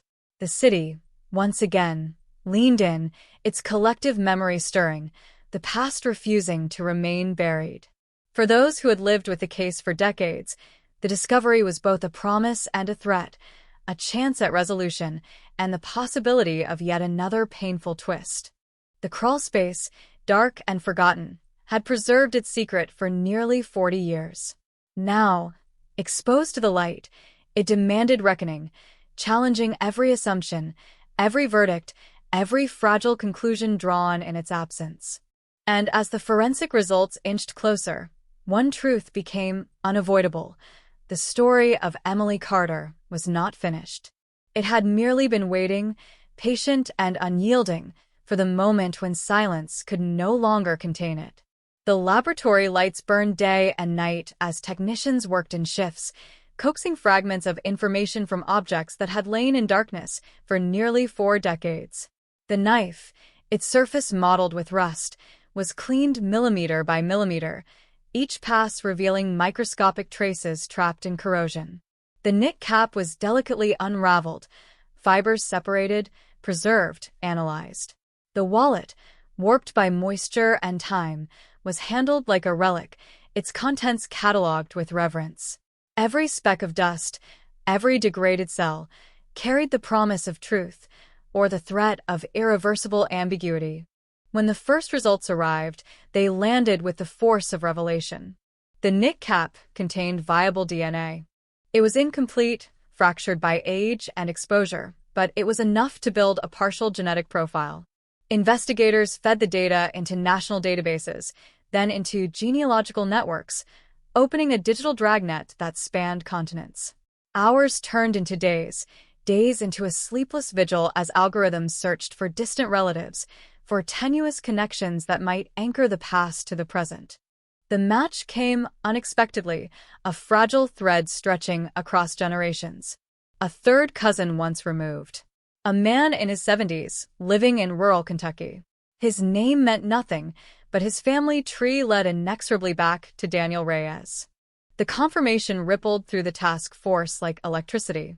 Reyes, long dead, long beyond the reach of prosecution, was now bound by genetic evidence to the objects hidden near the crime scene. The implication was devastating in its clarity. The items found in the crawlspace had belonged to the killer, and that killer was almost certainly Reyes. But certainty, in cases like this, is a delicate construct. Investigators moved carefully, aware of the legal and ethical minefield before them. Without a living suspect, the standard of proof shifted. There would be no trial, no cross-examination, no verdict. The truth, if it emerged, would do so outside the courtroom, in the realm of forensic probability and historical reconstruction. They revisited Rhea's fragmented timeline, aligning it with the new evidence. Witness statements that once seemed unreliable took on fresh resonance. The former roommates claimed that Reyes had returned home shaken, muttering, "I messed up," now pulsed with new meaning. The Ohio arrest photo, the familiar scar, the violent outbursts, the abrupt departure from New York, each element locked into place, forming a pattern that had been invisible before. The knife itself became a focal point. Forensic analysis revealed trace amounts of blood embedded deep within the blade's pitted surface. Advanced testing techniques, unimaginable in 1987, extracted a partial DNA profile from the residue. When compared against preserved samples from Emily Carter's autopsy, the alignment was chillingly close. Not definitive, not absolute, but compelling enough to redraw the boundaries of doubt. The story began to reshape itself, the silhouette beneath the streetlights subtly shifting. Sarah Mitchell was called back in, her testimony revisited in light of the new findings. When shown images of Reyes, something flickered across her face, a brief, involuntary tightening around the eyes, a hesitation that had not been there before. She studied the photograph in silence, her breath shallow, her fingers trembling. "I'm not sure," she finally whispered. "I don't know anymore." The admission carried immense weight. For decades, her certainty had anchored the narrative, guiding suspicion toward O'Rourke. Now, confronted with fresh evidence, that certainty began to erode, revealing the fragility of memory under the relentless pressure of time and guilt. She spoke of the way fear had narrowed her focus that night, how the world had collapsed into a tunnel of shadow and motion, how details might have blurred, overlapped, merged. The man she saw could have been Reyes. The scar, the posture, the eyes, these could belong to more than one face in a city of millions. The revelation reverberated through every layer of the case. Prosecutors, once confident in their pursuit of O'Rourke, were forced to confront the possibility that they had aimed at the wrong target, that justice, delayed for decades, had nearly miscarried in a devastatingly public way. The acquittal now appeared less like a failure and more like a fragile safeguard against irreversible error. O'Rourke, contacted by investigators, reacted with a mixture of vindication and exhaustion. The shadow that had followed him since the trial did not vanish overnight, but the emergence of Reyes as the probable killer offered a measure of quiet reprieve. He declined interviews, retreating further into seclusion, a man shaped irrevocably by proximity to tragedy, even as its center of gravity shifted away from him. As the findings became public, the city reeled. Headlines screamed of new DNA evidence, dead suspect, case turned on its head. The narrative pivoted, reorienting itself around Daniel Reyes, the forgotten drifter whose life had ended in obscurity, now resurrected as the likely architect of a long unsolved murder. The story felt almost cruel in its irony, the truth emerging only after the central figure had slipped beyond the reach of accountability. For Emily's parents, the news was a complex bomb. The identification of Reyes did not bring the catharsis of conviction, but it offered something equally powerful: coherence. The scattered fragments of their daughter's final night began to align, forming a shape that, while still jagged, was at least discernible. They visited the crawlspace site, standing in silence before the sealed entrance, imagining the hidden world beneath, the secrets it had guarded. In that stillness, they felt a strange, tentative peace, the sense that the darkness surrounding their loss had thinned, just enough to let in a sliver of understanding. Yet questions persisted, coiled within the newly formed narrative. Why had Reyes targeted Emily? Had it been random, a chance encounter ignited by impulse and opportunity? Or had something in that brief moment at the bar, that fleeting rejection, triggered a violent unraveling? The answers, locked within Reyes' vanished consciousness, would remain forever out of reach, a reminder that even when truth surfaces, it does so incompletely. Investigators compiled their final report, a meticulous reconstruction of events supported by forensic data, witness testimony, and historical analysis. It concluded, with measured language, that Daniel Reyes was the most probable perpetrator of Emily Carter's murder. The case was formally reclassified, its resolution marked not by a gavel strike, but by a quiet acknowledgement of likelihood. Justice, in its traditional form, would never be served. But understanding, however partial, had finally emerged. The city absorbed the update with a weary resignation. Another cold case, partially thawed. Another mystery, narrowed but not erased. Life surged forward, relentless and indifferent, even as echoes of the past lingered in the spaces between headlines and memory. And yet, beneath the closure, a subtle unease remained. The discovery in the crawlspace, the long delay, the fragile chain of evidence, all hinted at a deeper truth, that countless stories like Emily's remain hidden, waiting beneath layers of time, their resolution contingent on chance, persistence, and the fragile survival of physical traces. In the end, the case of Emily Carter became more than a story of murder. It became a meditation on silence and fear, on the corrosive power of time, on the uneasy relationship between memory and truth. It revealed how justice can drift, untethered, for decades, and how its eventual return, when it comes at all, is rarely clean or complete. The crawlspace was sealed once more, its dark mouth closed against the elements, but its secret had escaped, reshaping a narrative that had hardened into myth. Snow fell again on the Lower East Side, softening edges, blurring lines, the city's familiar rhythm continuing unabated. And somewhere within that rhythm, the faint echo of a young woman's footsteps lingered, a reminder that the past, no matter how deeply buried, never truly lets go.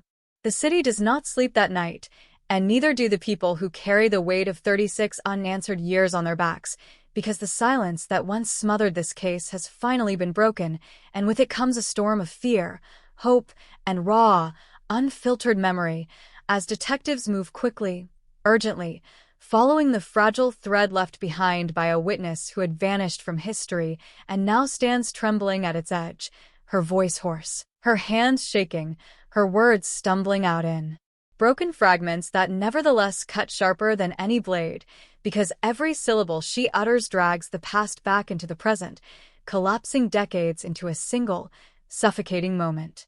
Her name is Laura Bennett, a name absent from every report, every transcript, every archive, and yet she claims she was there, standing in the shadows across the street that night in 1987, watching something she did not understand until it was already too late, watching a scene that is replayed in her dreams for more than half her life, each time sharper, clearer, more merciless than the last, until the weight of it finally crushed her into speaking. She had been 19 then, working late shifts at a diner 2 blocks away, walking home alone through streets that smelled of rain, gasoline, and stale beer, her mind fixed on nothing more than sleep and the promise of a day off, when she noticed a man and a woman arguing on the sidewalk near the entrance of a narrow alley, their voices low but violent, slicing through the quiet like shards of glass, and she slowed her steps, instinctively cautious, instinctively afraid, the way women learn to be, because something in the man's posture felt wrong, coiled, dangerous, his body angled too close, his hand gripping the woman's arm too tightly. She did not know their names. She did not know she was looking at Daniel Harper and Emily Carter. She only knew that the woman looked terrified, her face pale under the flickering streetlight, her free hand raised as if to shield herself, her lips moving in desperate, silent pleas that Laura could not hear, and then the man leaned in, hissed something that twisted the woman's features into shock, and shoved her backward into the alley. Laura froze. She told herself it was none of her business. She told herself couples fight. She told herself she was tired, that she might be misreading the situation. She told herself 1,000 lies in the space of a heartbeat, and then she saw the glint of metal. The knife caught the light for only a second, a brief, terrible flash, but it burned itself into her memory with merciless clarity, and she watched, paralyzed, as the man raised his arm and brought it down, once, twice, again and again. The woman's scream tearing through the night, then cutting off abruptly, leaving behind a silence so deep it felt like pressure on the eardrums. A silence broken only by the sound of Laura's own ragged breathing and the distant wail of a siren that had nothing to do with them, nothing to do with the life that had just ended in the shadows. The man stepped back, chest heaving, staring down at the body at his feet, and for a moment Laura thought he might collapse, might vomit, might cry, but instead he wiped the blade on his jacket, glanced up and met her eyes. That was the moment she knew she would never forget.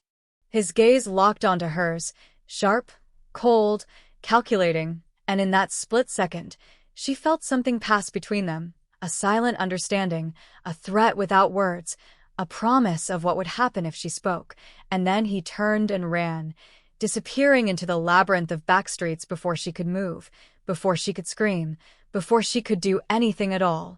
By the time the police arrived, she was gone. She walked for miles that night, her shoes soaked, her legs trembling, her mind fractured by what she had seen, and when she finally reached her apartment, she locked the door, sank to the floor, and stayed there until the sun rose, unable to stop shaking, unable to form coherent thoughts, unable to escape the image of blood spreading across concrete like dark ink, of eyes staring into nothing, of a man's face burned into her memory. She never called the police. Fear wrapped itself around her like barbed wire, tightening with every news report, every update about the murder investigation, every mention of the unknown suspect who had vanished without a trace, and when she learned that the victim's boyfriend had been named as a person of interest, that his alibi was shaky, that the evidence was thin, the fear only deepened because she had seen his face, and she knew he was capable of more than the papers were saying. Weeks turned into months. Months into years. Laura left New York within 6 months of the murder, moved west under a new name, cut ties with almost everyone she knew, built a life on silence and distance, and yet the memories followed her, creeping into her dreams, seeping into the cracks of her waking thoughts, shaping her choices in ways she did not fully understand, driving her toward isolation, toward a constant state of vigilance, toward a quiet, gnawing guilt that never let her forget the woman who had died while she stood frozen in the dark. And now, 36 years later, she sits across from detectives in a small, windowless room, her hair streaked with gray, her eyes ringed with exhaustion, her voice shaking as she finally speaks the words she has swallowed for more than 3 decades, and the room feels charged, electric, as if every molecule of air understands the weight of what is unfolding. Her description of the killer is precise, unsettlingly detailed. His height, his build, the way he walked, the crooked scar along his jaw, the jacket he wore, the faint smell of gasoline and tobacco clinging to him, and as she speaks, the detectives exchange glances, because the man she is describing matches Daniel Harper almost perfectly. But Laura goes further. She remembers the car. A dark blue sedan parked half a block away, engine idling, license plate partially obscured by mud, a broken taillight on the left side, a faded bumper sticker peeling at the edges, and as she describes it, the investigators feel a jolt of recognition because decades earlier, a neighbor had reported seeing a similar vehicle speeding away from the scene, a detail that had never led anywhere, buried under the avalanche of other tips, other dead ends, other half-truths. Now, suddenly, it has context. They show her old photographs, grainy surveillance stills, composite sketches drawn from witnesses who caught only fleeting glimpses, and when they slide Daniel Harper's picture across the table, Laura recoils as if struck, her breath hitching, her hands flying to her mouth, tears flooding her eyes. "That's him," she whispers. 3 words. 3 words that detonate like a bomb. Because for the first time in 36 years, someone is not speculating, not theorizing, not guessing, but claiming, with visceral certainty, to have seen the killer's face. The investigation, once frozen in time, roars back to life.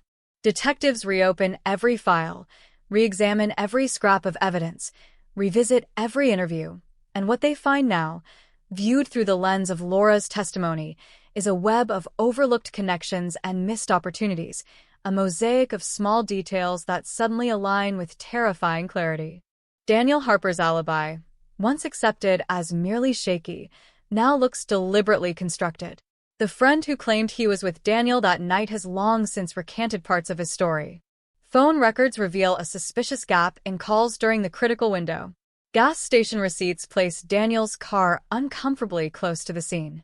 And a blood-stained jacket, dismissed at the time due to inconclusive testing, is pulled from evidence storage, its fabric fragile with age, but still holding microscopic traces that modern technology can finally unlock.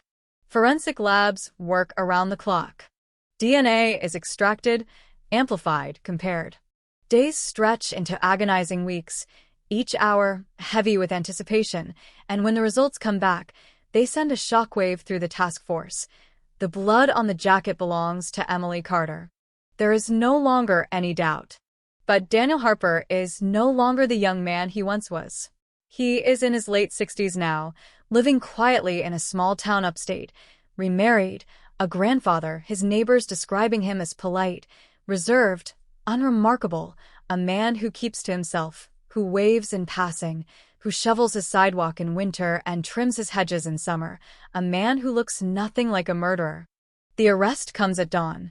Police cars line the street, lights off, engines idling, doors opening in silent unison, officers moving with practiced precision toward a modest house with pale siding and a narrow porch, their boots crunching softly on gravel, their hands hovering near their weapons, their hearts pounding, because after 36 years, they are finally about to confront the ghost that has haunted this case.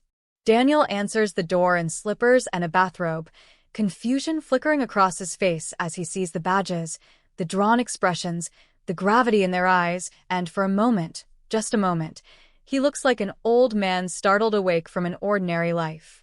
Then he sees the warrant. Then he understands. His shoulders sag, a breath escapes him, long and heavy, as if he has been holding it in for decades, and as the cuffs close around his wrists, something shifts in his expression, a fleeting mix of resignation and relief, a look that suggests he has been waiting for this knock, dreading it, expecting it, never fully escaping it. News spreads with the speed of wildfire. New York wakes to headlines that scream of a cold case finally solved, of an arrest that shatters 36 years of silence, of a witness who emerged from the shadows to change everything, and the city collectively exhales, stunned, disbelieving, grappling with the idea that a truth buried for so long can still claw its way back to the surface. But for Laura Bennett, the reckoning has only just begun. She watches the news from a small apartment thousands of miles away, her hands wrapped around a mug of untouched coffee, her eyes fixed on the screen as Daniel Harper's face appears, older, lined, but unmistakable, and she feels a complex rush of emotions collide within her, relief, fear, sorrow, and a crushing wave of guilt that no arrest can erase. Because no matter what happens next, Emily Carter is still dead. No matter how many years have passed, no matter how many headlines are written, no matter how many courtroom battles unfold, nothing can undo the moment when Laura stood frozen in the dark, watching a life slip away. And yet, in speaking now, in finally breaking her silence, she has altered the course of a story that once seemed destined to remain forever unfinished, proving that even the longest shadows can be pierced, that even the coldest cases can still burn, and that sometimes, after decades of waiting, the truth does not arrive gently, but crashes in like a storm, leaving behind a landscape forever changed.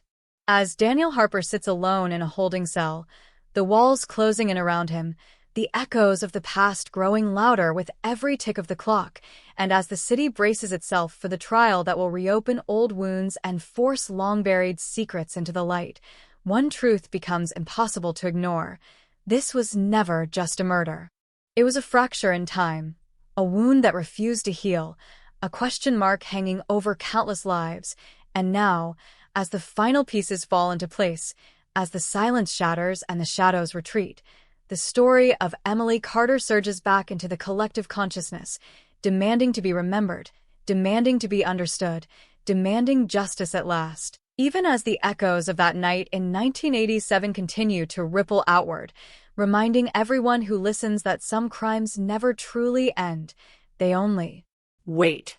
The courtroom is packed long before the doors officially open, a dense, restless crowd pressing into the wooden benches, their murmurs blending into a low, anxious hum that vibrates through the air like static before a storm, because this is not just a trial, it is a reckoning.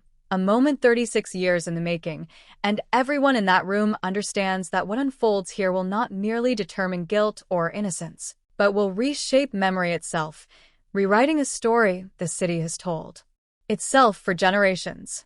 Daniel Harper sits at the defense table, shoulders hunched, hands folded, eyes fixed on a point somewhere beyond the far wall, his face a mask of practiced stillness that barely conceals the tension coiled beneath, and when he finally looks up, his gaze sweeps briefly across the gallery, lingering on faces etched with grief, curiosity, and a hunger for answers, before settling on the empty chair reserved for the witness who will soon enter and speak the words that could seal his fate. Laura Bennett arrives through a side entrance, shielded from the crowd, guided by a bailiff down a narrow corridor that smells faintly of disinfectant and old paper, her footsteps echoing too loudly in her ears, her heart pounding so fiercely she wonders if the entire building can hear it, and as she waits behind the heavy wooden door, her palms slick with sweat, her breath shallow, she realizes that this moment, more than any other, will define the rest of her life. The door opens.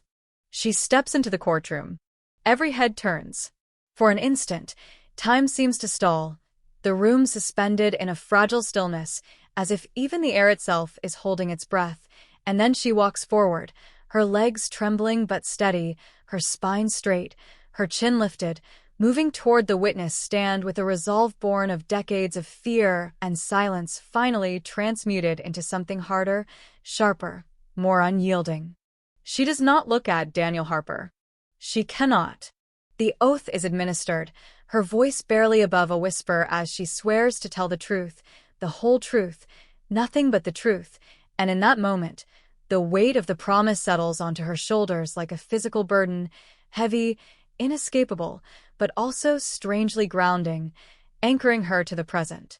The prosecutor begins gently, guiding her back to the night of October 12th, 1987, asking about her life then, her job, her walk home, the quiet streets, the flickering streetlights, and as she speaks, the past unfurls with brutal clarity, each detail dragging her deeper into memory, until the courtroom seems to fade away and she is once again 19, alone, exhausted, moving through shadows that hide a nightmare waiting to erupt. Her voice tightens as she describes the argument, the man's grip, the woman's fear, the glint of metal, the sudden, horrifying violence, and as the words spill out, a collective shudder passes through the room, gasps rippling through the gallery, tears streaking down the faces of strangers who had not yet been born when this crime occurred, yet now feel its impact as if it were unfolding before them in real time. She recounts the moment their eyes met. She describes the silent threat. She admits her fear, her paralysis, her shame. And in doing so, she exposes a raw, vulnerable truth, that survival sometimes comes at the cost of unbearable guilt, that trauma can silence even the bravest voices, that the line between witness and victim is often thinner than anyone wants to admit. When the prosecutor asks her to identify the man she saw that night, the room holds its breath. Her eyes finally lift. They find Daniel Harper. For a heartbeat, neither of them moves. Then she speaks. That's him. The words land with seismic force, reverberating through the courtroom, through the press benches, through the ranks of onlookers, through the very bones of the building itself, and Daniel flinches, just slightly, a crack in the armor he has worn for decades, before schooling his features back into rigid control. The defense attorney rises, smooth, measured, relentless, and the cross-examination begins. He probes her memory, questions the reliability of her recollections, highlights the passage of time, the distortions of trauma, the malleability of human perception, suggesting, subtly but persistently, that her story is a construct, a narrative shaped by guilt and hindsight rather than objective fact. He points to the absence of her name in the original reports. He underscores her disappearance. He asks why she waited so long. Laura listens, her jaw clenched, her fingers digging into the wooden edge of the stand. And when she answers, her voice is steady, stripped of defensiveness, carrying only the simple, devastating truth of her fear. I was 19. I was alone. And I thought he would kill me too. The words hang in the air, heavy, unanswerable, and for a moment, even the defense attorney seems to falter, the machinery of legal strategy grinding against the unassailable reality of human terror. Forensic experts follow. They detail the re-examination of the evidence, the bloodstained jacket, the microscopic traces preserved across decades, the DNA match that links the fabric to Emily Carter beyond any reasonable doubt, and as charts and images flicker across screens, the scientific certainty of it all strips away any lingering ambiguity, replacing speculation with cold, irrefutable fact. Former detectives testify about missed opportunities, about technological limitations, about a case that slipped into dormancy not because of indifference, but because it lacked the one piece that could make everything else cohere. That piece, now, is Laura. Daniel Harper does not testify. His lawyers advise against it, aware that any words he might offer could only deepen the shadows already closing around him, and so he sits in silence, a passive figure as the story of his life is dissected, reassembled, and reinterpreted through the lens of a single, irreversible act. Days stretch into weeks. The trial becomes the city's obsession, dominating headlines, talk shows, and dinner table conversations as people grapple with the idea that a man can carry a secret of such magnitude through decades of ordinary existence, raising children, building a career, forging friendships, all while harboring a memory so dark it threatens to consume anyone who looks too closely. The jury deliberates for 4 days. 4 days of closed doors, hushed speculation, and collective anxiety, until finally, just after noon on a gray Tuesday, word spreads that a verdict has been reached. The courtroom fills once more. Laura returns, her nerves raw, her body humming with tension, and as she takes her seat, she feels the accumulated weight of every moment that has led to this one pressing down upon her chest, making each breath an act of conscious effort. The jury files in. The foreperson stands. The verdict is read. Guilty. The word detonates like a thunderclap, reverberating through the chamber, unleashing a flood of emotion that crashes over everyone present, tears, sobs, gasps, whispered prayers, as a collective exhale sweeps through the room, a release of pressure built up over 36 relentless years. Daniel Harper closes his eyes. For a fleeting instant, something like sorrow flickers across his face, but whether it is regret, relief, or simply exhaustion, no one can say, and as the judge pronounces the sentence, decades behind bars for a crime long denied, the finality of it all settles in, irrevocable, inescapable. Outside, cameras flash, reporters shout questions, microphones thrust forward in a chaotic frenzy, and Laura is ushered through the tumult, her head spinning, her senses overwhelmed, because while the world celebrates a cold case solved, her own internal landscape remains fractured, a mosaic of relief and loss, of justice and grief, of closure, and the haunting knowledge that nothing can ever fully restore what was taken. In the weeks that follow, the city begins to move on. The headlines fade. The news cycle churns forward. Another story replaces this one. But for those who lived inside this case, the reverberations linger, echoing through quiet moments, through half-remembered dreams, through sudden, inexplicable waves of sadness. Emily Carter's family visits her grave for the first time in years, bringing fresh flowers, whispering apologies, speaking aloud the truths they once feared to name, and in the stillness of that small patch of earth, they finally allow themselves to grieve, unburdened by uncertainty, anchored by the fragile solace of knowing. Laura returns to her anonymous life, but she is not the same. The secret she carried has been lifted, but in its place remains a scar, tender, persistent, a reminder of how profoundly a single night can shape a lifetime, and as she walks through her days, she feels a cautious sense of lightness, a tentative hope that perhaps, in time, the memories will soften, that perhaps the nightmares will loosen their grip. Yet even as the city heals, even as justice is declared, the story refuses to settle neatly into the past, because beneath the surface of resolution, questions still churn, unsettling, unresolved, gnawing at the edges of certainty. Why did Daniel Harper kill Emily Carter? What words passed between them in those final moments? What truths died with her in that dark alley? The trial provides answers of law, but not of heart, leaving behind a lingering sense of incompleteness, a reminder that the deepest mysteries of human violence often resist full comprehension. And in that space of unknowing, the case continues to breathe, a quiet, persistent presence in the collective memory, a testament to the endurance of truth and the fragility of silence, a story that refuses to be fully laid to rest. Because even as the gavel falls, even as the doors of the courtroom close, the echoes of 1987 still ripple outward, threading through the lives of those touched by that night, whispering of choices made and unmade, of courage delayed and finally found, of darkness confronted and, at last, named. And somewhere, in the depths of the city, beneath layers of asphalt and steel and time, the shadows of that alley remain, holding the imprint of footsteps long faded, bearing silent witness to a moment that forever altered the course of countless lives, waiting, perhaps, for the final chapter still yet to be written. Night settles over New York with a familiar weight, the kind that blurs the edges of buildings and softens the roar of traffic into a distant, restless murmur, and in that half-light, the city seems to remember, because even after the verdict, even after the headlines fade and the crowds disperse, the story does not end.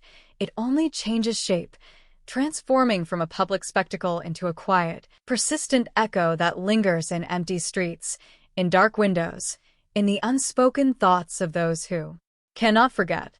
The alley where Emily Carter died still exists, narrower than memory suggests, its bricks worn smooth by decades of rain and grime, its shadows pooling in the same corners, stubborn and unyielding, and people walk past it every day without knowing, without sensing the invisible weight pressed into the concrete, the invisible stain that no amount of time can truly erase, because some places absorb tragedy and hold it, becoming silent archives of pain.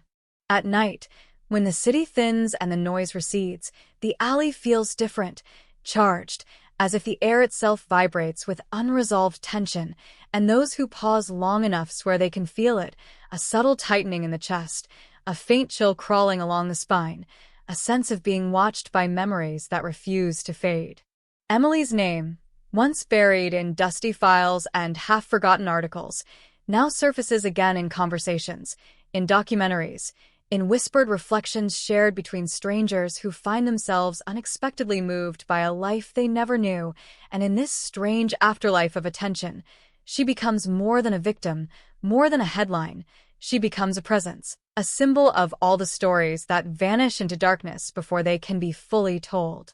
Her family learns to live with a different kind of grief, one shaped not by uncertainty, but by the stark clarity of truth, and in that clarity, they begin the slow, fragile work of healing, sorting through old photographs, rediscovering the sound of her laughter in fading home videos, reclaiming moments once overshadowed by unanswered questions, allowing themselves to remember her not as a body in an alley, but as a young woman who loved music, who argued passionately, who dreamed recklessly, who believed fiercely in a future she never had the chance to reach. Yet even as they move forward, the ache remains, a low, constant hum beneath every joy, because justice, no matter how long delayed, cannot rewrite the past, cannot restore lost years, cannot unbreak a mother's heart or silence a father's regret, and in that space between resolution and longing, they learn to exist, suspended, learning that closure is not an ending, but a fragile truce with pain. Laura Bennett, too, continues to navigate the aftermath, her life now divided into a before and an after, the weight of her testimony both a burden and a release, and in quiet moments, she still sees that alley, still feels the shock of that gaze locking onto hers, still hears the echo of a scream that ended too soon, but now, threaded through those memories, is a new sensation, a tentative sense of peace, fragile but real, the knowledge that she finally stepped out of the shadows and into the truth. She walks differently now, slower, more grounded, noticing details she once rushed past, the texture of brick beneath her fingers, the rhythm of footsteps on pavement, the way light fractures across glass at sunset, and in these small acts of attention, she finds a way to anchor herself, to remind herself that she is here, that she survived, that she spoke. Sometimes, she dreams of Emily, not as a victim, but as a stranger standing across a crowded room, smiling faintly, eyes soft, as if in silent acknowledgement, and when Laura wakes, she carries that image with her through the day, a private benediction, a quiet reassurance that perhaps, in some intangible way, forgiveness has been granted. Daniel Harper disappears into the machinery of the prison system, his name slowly dissolving from public discourse, reduced to a number, a file, a routine, and within the concrete confines of a cell, time takes on a different texture, each hour stretching, each day folding into the next, the past looping endlessly through his mind, a relentless replay he cannot escape. What he remembers, what he regrets, what he justifies, remains locked inside him, inaccessible, inscrutable, and in that silence, the final truth of that night remains incomplete, a puzzle missing its central piece, a story forever haunted by the words that will never be spoken. The city, meanwhile, presses on, as it always does, absorbing tragedy into its endless motion, transforming grief into history, mystery into cautionary tale, but beneath the surface, the case leaves an imprint, a reminder etched into collective consciousness, a warning that justice can be delayed but not always denied, that silence can endure for decades but eventually cracks, that even the coldest cases can still pulse with life. Every so often, a new witness comes forward in some other long-forgotten investigation, emboldened by Laura's courage, encouraged by the idea that truth, no matter how long suppressed, still matters. And in this way, the echoes of 1987 ripple outward, touching lives far removed from that narrow alley, shaping decisions, altering fates, quietly rewriting the future. Yet for all this, for all the movement and meaning drawn from the case, a fundamental unease remains, because the story resists neat resolution, its edges jagged, its center hollow, a reminder that human violence often defies comprehension, that motives dissolve under scrutiny, that some acts leave behind only fragments, never a complete picture. And so the narrative lingers, suspended between clarity and mystery, between justice and loss, between memory and forgetting, existing in that uneasy space where certainty ends and questions begin.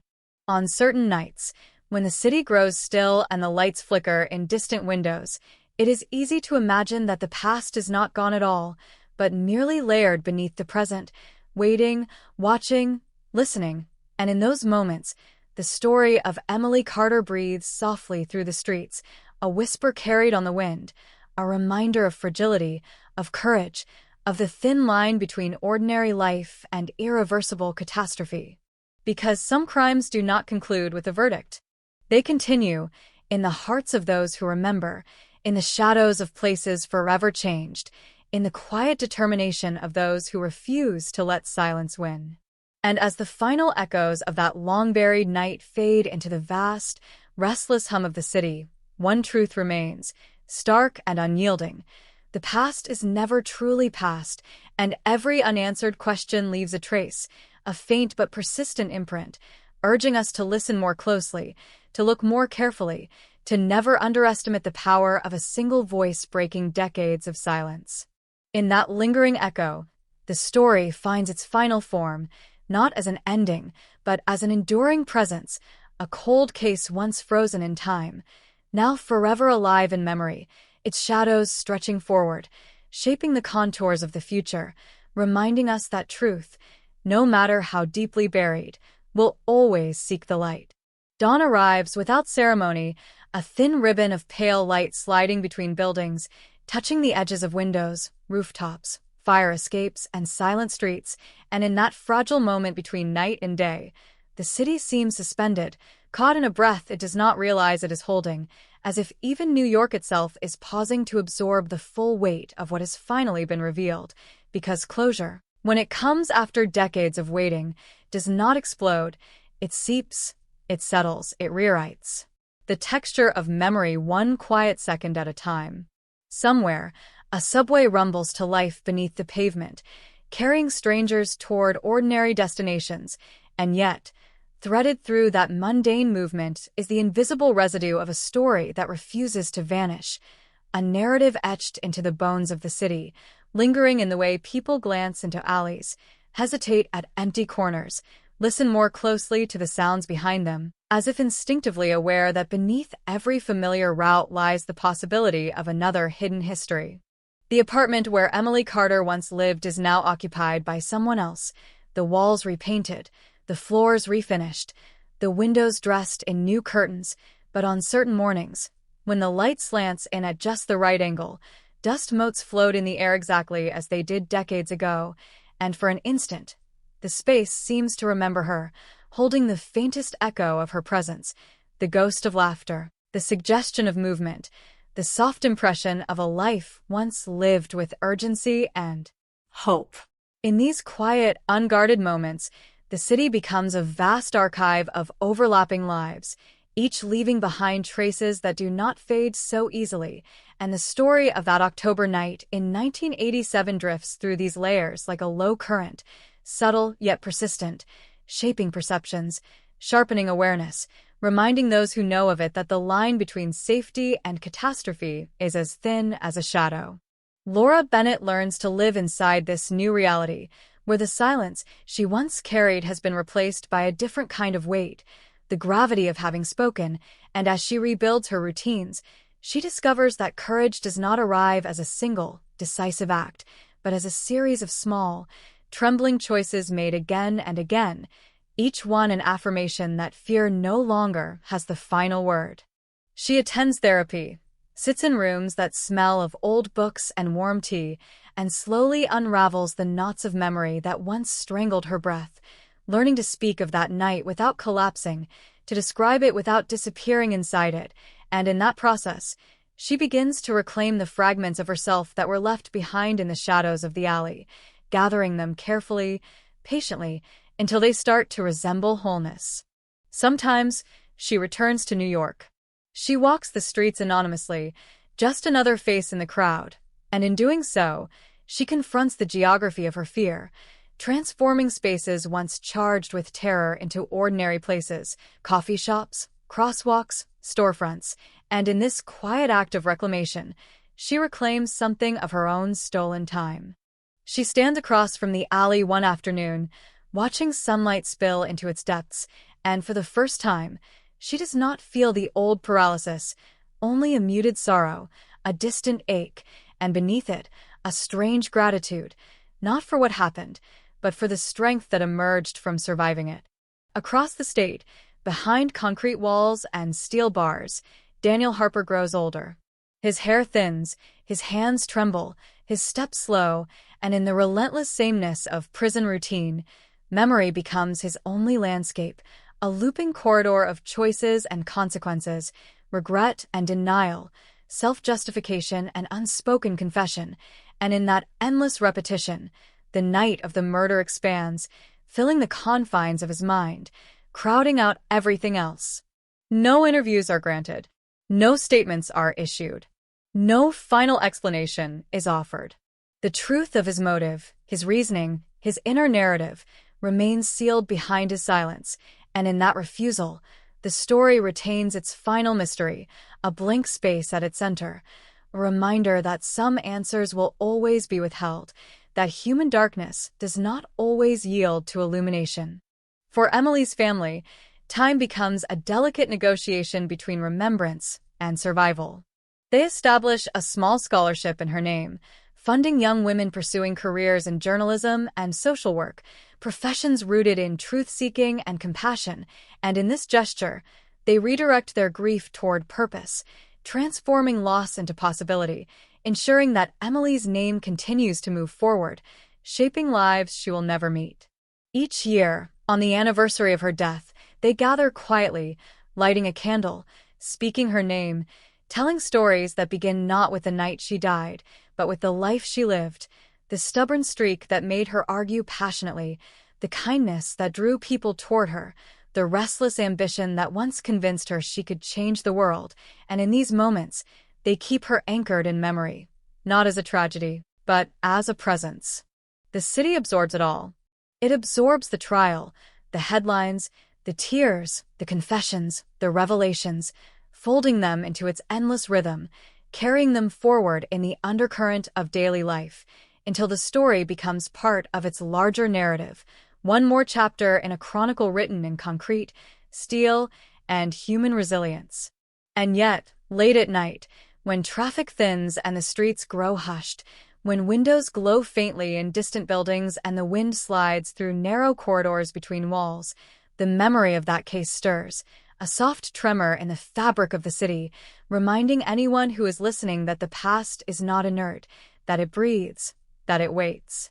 Because every cold case, once awakened, leaves behind an imprint, a heightened awareness that lingers long after the last verdict, a subtle shift in how people move through darkness, how they interpret silence, how they understand the cost of inaction, and the power of testimony.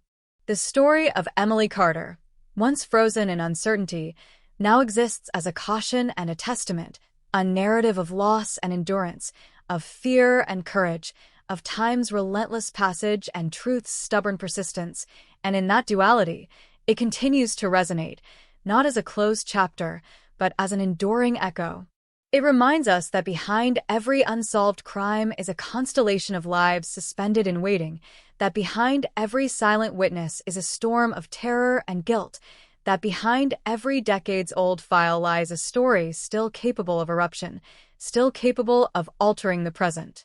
And so, as the city moves forward, as new stories rise and fall, as generations replace one another, the shadow of 1987 remains, faint but indelible, a reminder etched into the collective psyche, urging vigilance, compassion, and courage, urging voices not to remain silent, urging truth to be spoken before time hardens it into stone. Because some stories once told do not fade. They embed themselves in the rhythm of the world, becoming part of its pulse, its breath, its memory. And in that quiet persistence, in that refusal to vanish, the final resonance of this cold case endures, a low, steady echo beneath the roar of the city, carrying forward the simple, devastating truth that even after 36 years of silence, a single voice can still shatter the darkness, and in doing so, change everything.